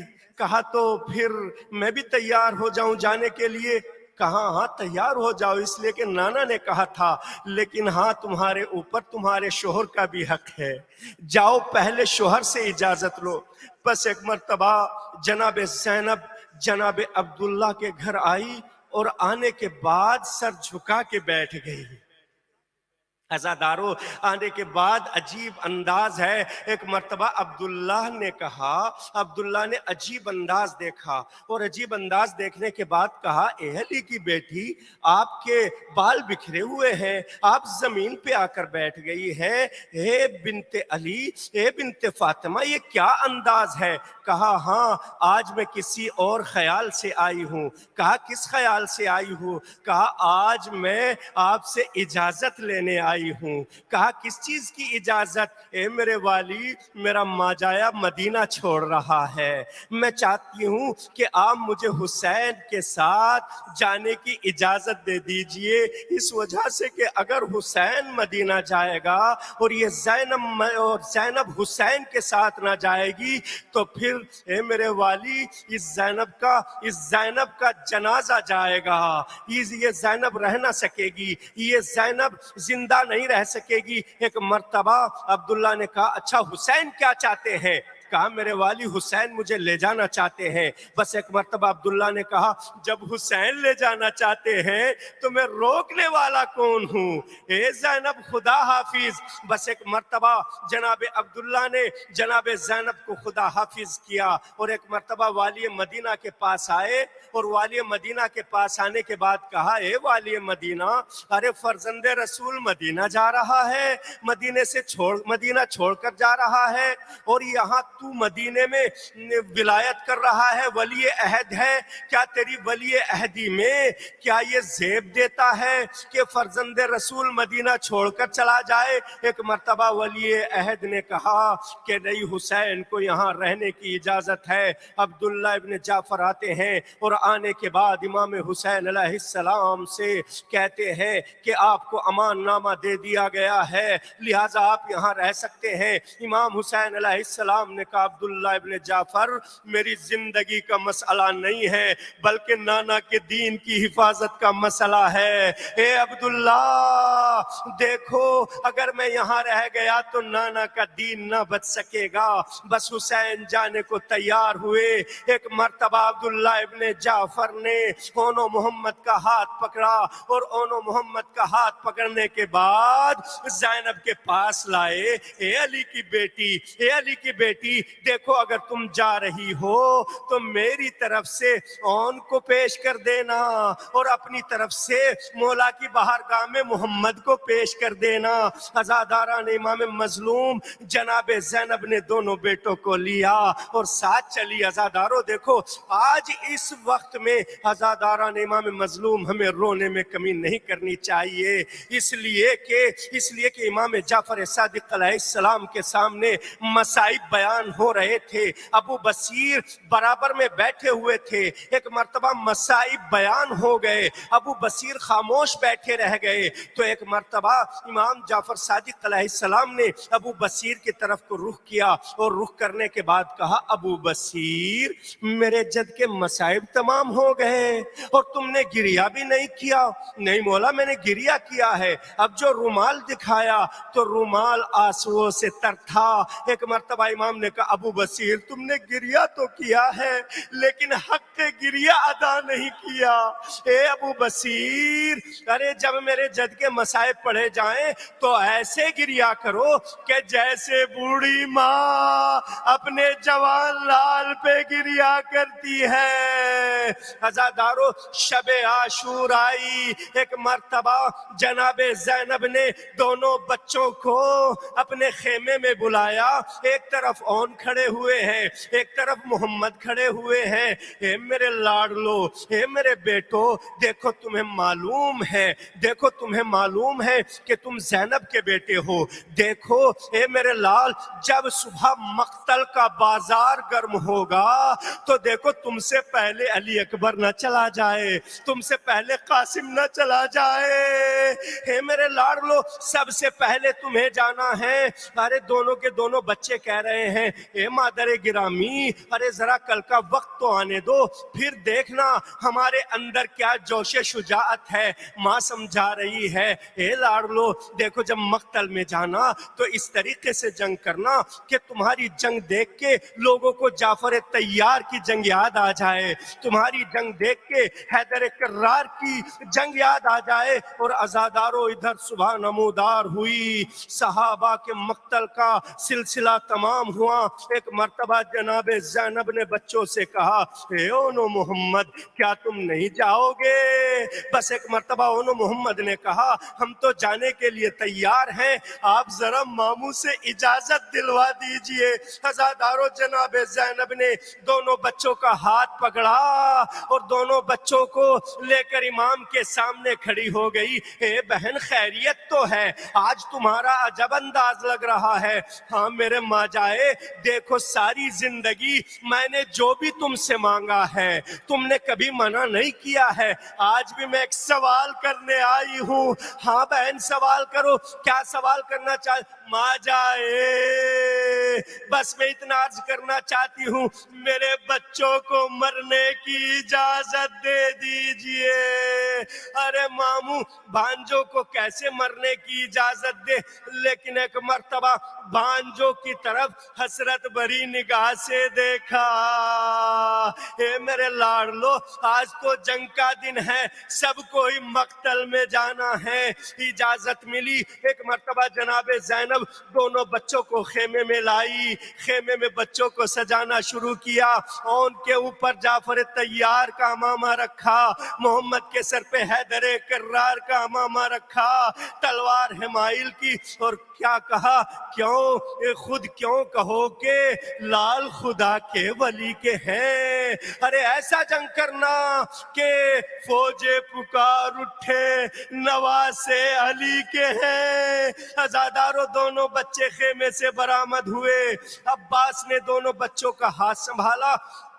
ایک مرتبہ جناب عباس نے دونوں بچوں کو سوار کیا، ایک گھوڑے پہ اون کو بٹھایا، ایک گھوڑے پہ محمد کو بٹھایا. دونوں بچے مقتل کی طرف چلے. ایک مرتبہ جنگ کرتے کرتے روایت کا جملہ ہے کہ ایک بھیا نہر فرات کی طرف بڑھ گیا تو دوسرے بھیا نے کہا اے بھیا آگے نہ بڑھ جانا، اس لیے کہ ابھی علی اصغر پیاسا ہے، ابھی سکینہ پیاسی ہے. ارے بھاگی ہوئی فوجیں سمٹی، ارے بچوں پہ تیر و تبر کی برسات کی، بچوں کے جسم زخموں سے چور چور ہو گئے. بچوں نے آواز دی مامو ادرکنی. ارے ایک طرف سے عباس چلے، ایک طرف سے حسین چلے. ان کو عباس نے اٹھایا، محمد کو حسین نے اٹھایا. ایک مرتبہ خیمے کی طرف چلے. ارے سہنے خیمہ میں جا کر دونوں لاشیں رکھ دی. ساری بیویاں آ گئی لیکن فاطمہ کی بیٹی نہیں آئی. ایک مرتبہ فضہ دوڑتی ہوئی خیمے میں گئی. اے زینب ارے تمہارے لال آ گئے. ایک مرتبہ جناب زینب نے کہا تو پھر میں کیا کروں؟ کیا میں نے انہیں آنے کے لیے تھوڑا ہی کہا تھا؟ اے بی بی یہ تو دیکھ لیجئے کہ کس عالم میں آئے ہیں. ارے زینب باہر نکلی، دیکھا دونوں بچوں کی لاشیں ہیں، لاشوں کے درمیان سر سجدے میں رکھ دیا. اے میرے اللہ تیرا شکر ہے کہ تو نے مجھے ماں کے سامنے سرخرو ہونے کے لائق بنا دیا.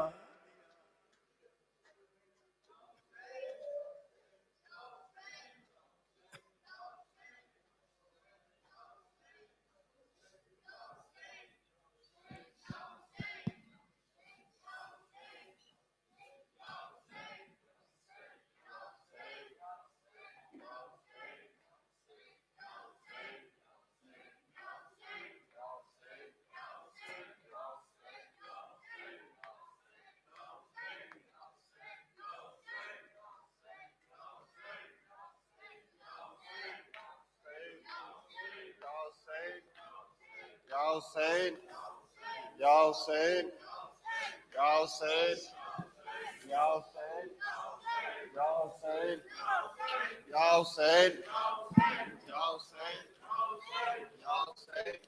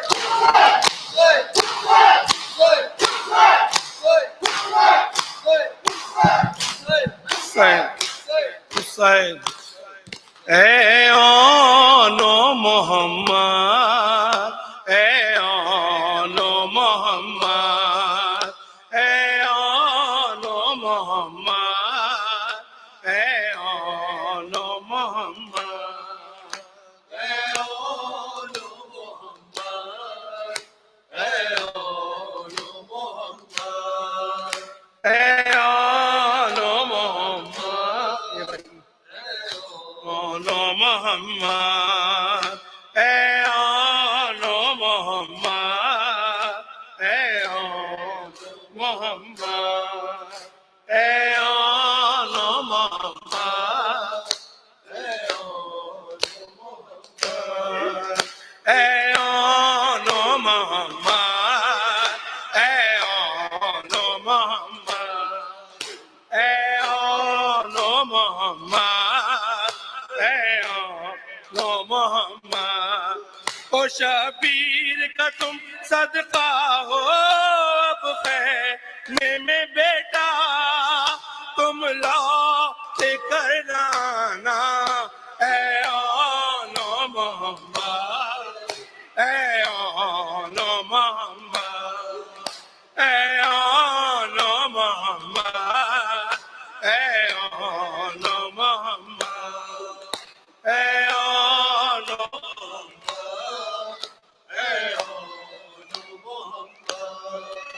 Hey,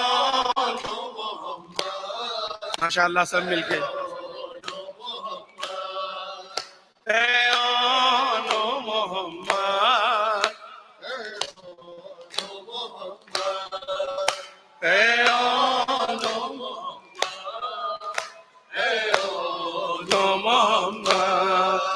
اے آن و محمد اے آن و محمد او ہے ماں کو یقین تم ماں کی بات رکھو گے یہ یاد رہے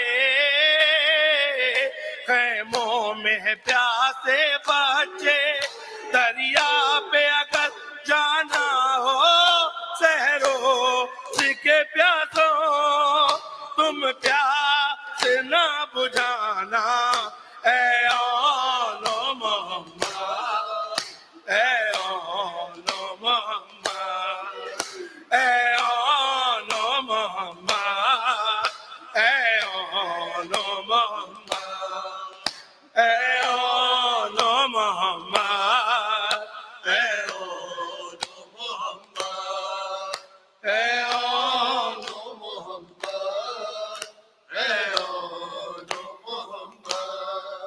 اے آن و محمد اے آن و محمد اے آن و محمد اے آن و محمد اے آن و محمد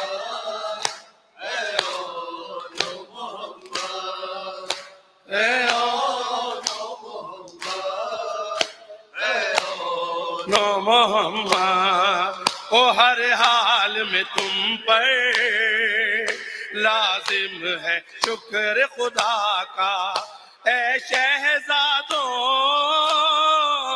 ہے صبر تمہارا ورثہ فرزند ہو تم زینب کے شکوہ نہیں کرنا جب زخم کوئی کھانا اے آن و محمد اے آن و محمد اے آن و محمد اے آن و محمد اے آن و محمد اے آن و محمد اے آن و محمد اے آن و محمد اے آن و محمد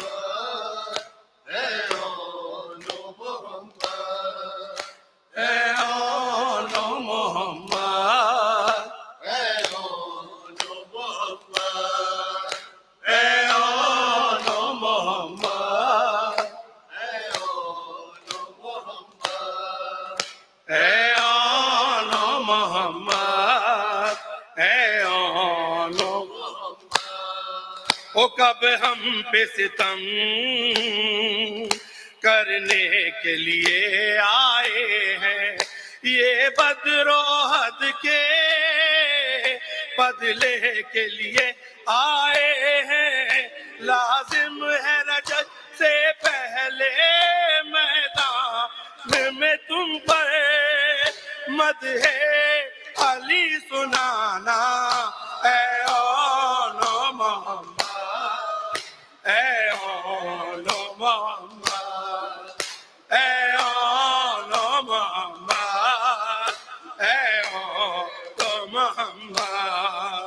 اے آن و محمد اے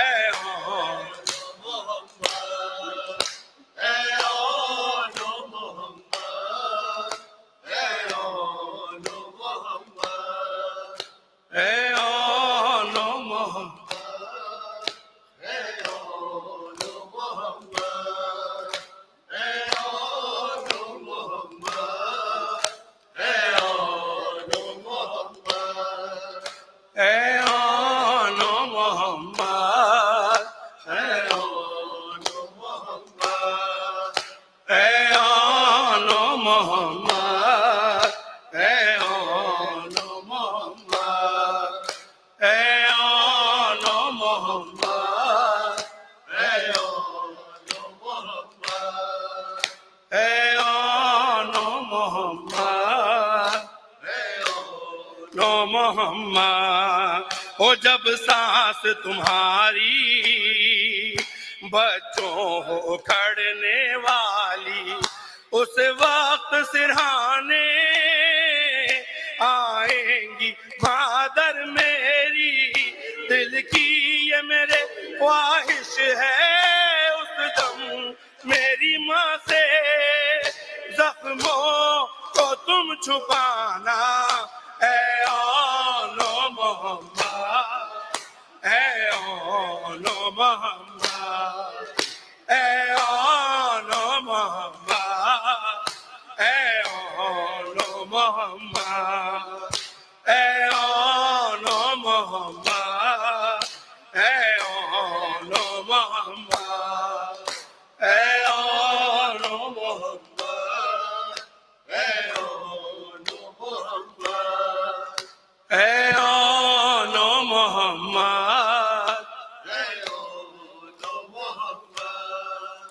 اے آن محمد اے آن اے آن محمد اے آن اے آن محمد اے آن محمد اے آن محمد او قاتل پہ کرم نانا کی طرح کر دینا یوں لاج میرے بھائی کے نام کی رکھنا جو واسطہ دے بھائی کا میدان میں اس پر تم تیز نہ چلانا اے آن محمد اے آن محمد اے آن محمد اے آن محمد اے آن محمد اے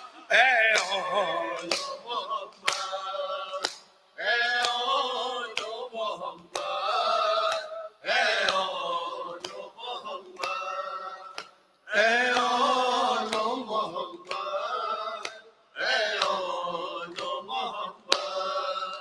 اے آن محمد اے آن محمد اے آن محمد اے آن محمد اے آن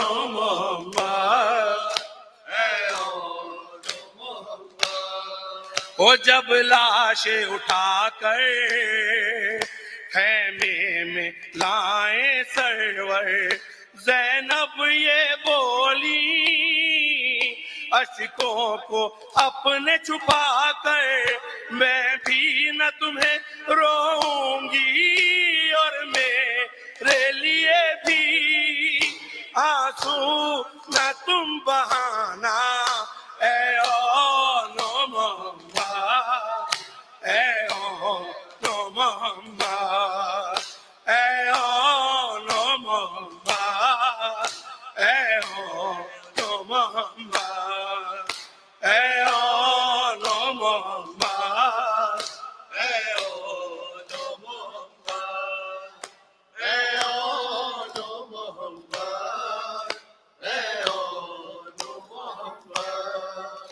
اے آن محمد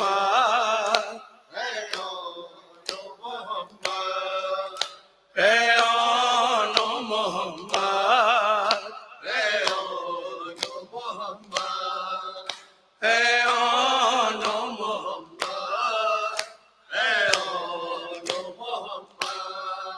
اے آن محمد اے آن محمد اے آن محمد او تعظیم کی خاطر کیوں اٹھتے نہیں اب بیٹا دیکھو تو سرہانے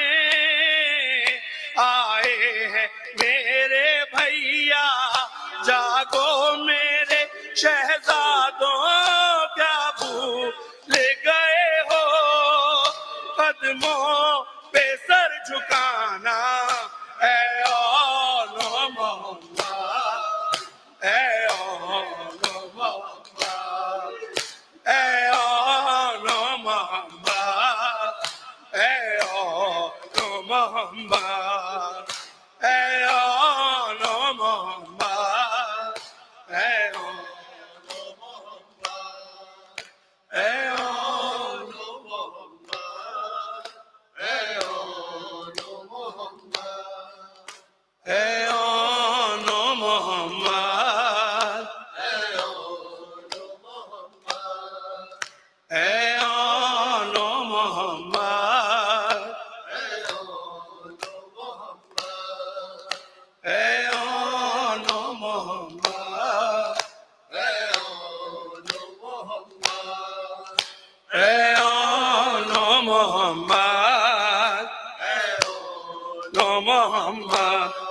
او شاباش میرے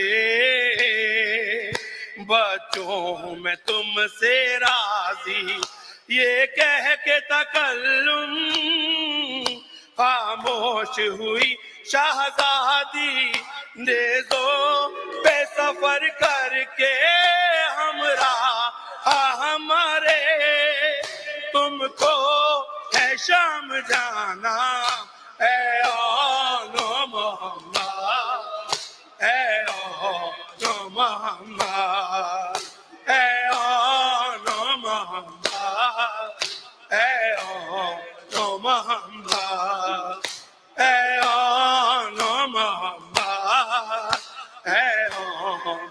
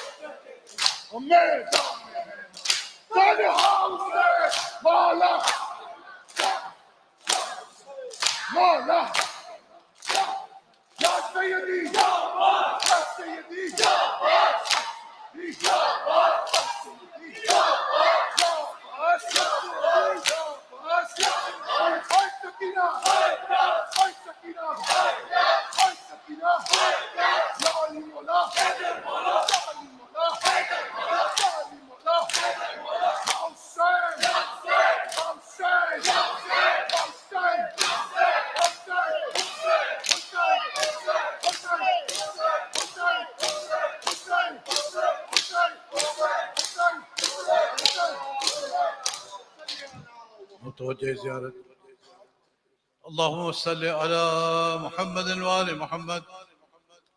السلام عليك يا أبا عبد الله وعلى الأرواح التي حلت بفنائك. عليك مني سلام الله أبدا ما بقيت وبقي الليل والنهار ولا جعله الله أخلفت مني لزيارتكم. السلام على الحسين وعلى علي بن الحسين وعلى أولاد الحسين وعلى أصحاب الحسين، خصوصا سيدي ومولاي بالفضل العباس يا ابن أمير المؤمنين، وقاسم بن الحسن ومسلم بن عقيل وحاني بن عروة وحبيب بن مزاهر والحر الشهيد الرياحي. السلام عليكم يا ساداتي وموالي جميعا ورحمة الله وبركاته. السلام عليك يا غريب الغرباء. السلام عليك يا معين الضعفاء والفقراء. السلام عليك يا شمس الشموس. السلام عليك يا أنيس النفوس. السلام عليك أيها المدفون بأرض توس. السلام عليك يا مغيث الشيع والزوار في يوم الجزاء. السلام عليك يا سلطان العرب والعجم، يا أبا الحسن علي بن موسى الرضا. كن شفيعنا وشفيع والدي في يوم الجزاء. وفقنا الله زيارتك يا مولانا ورزقنا الله شفاعتك في الدنيا والآخرة. السلام عليكم ورحمة الله وبركاته. السلام عليك يا صاحب العصر والزمان. الأمان الأمان الأمان. السلام عليك يا خليفة الرحمن. السلام عليك يا إمام الإنس والجان. سيدي يجل الله تعالى فرجك وسهل الله مخرجك وظهورك. السلام عليكم ورحمة الله وبركاته. يا صاحب الزمان أدركني، يا صاحب الزمان أدركني، يا صاحب الزمان أدركني. بسم الله الرحمن الرحيم. اللهم كن لوليك حجة للحسن صلواتك عليه وعلى آبائه في هذه الساعة وفي كل ساعة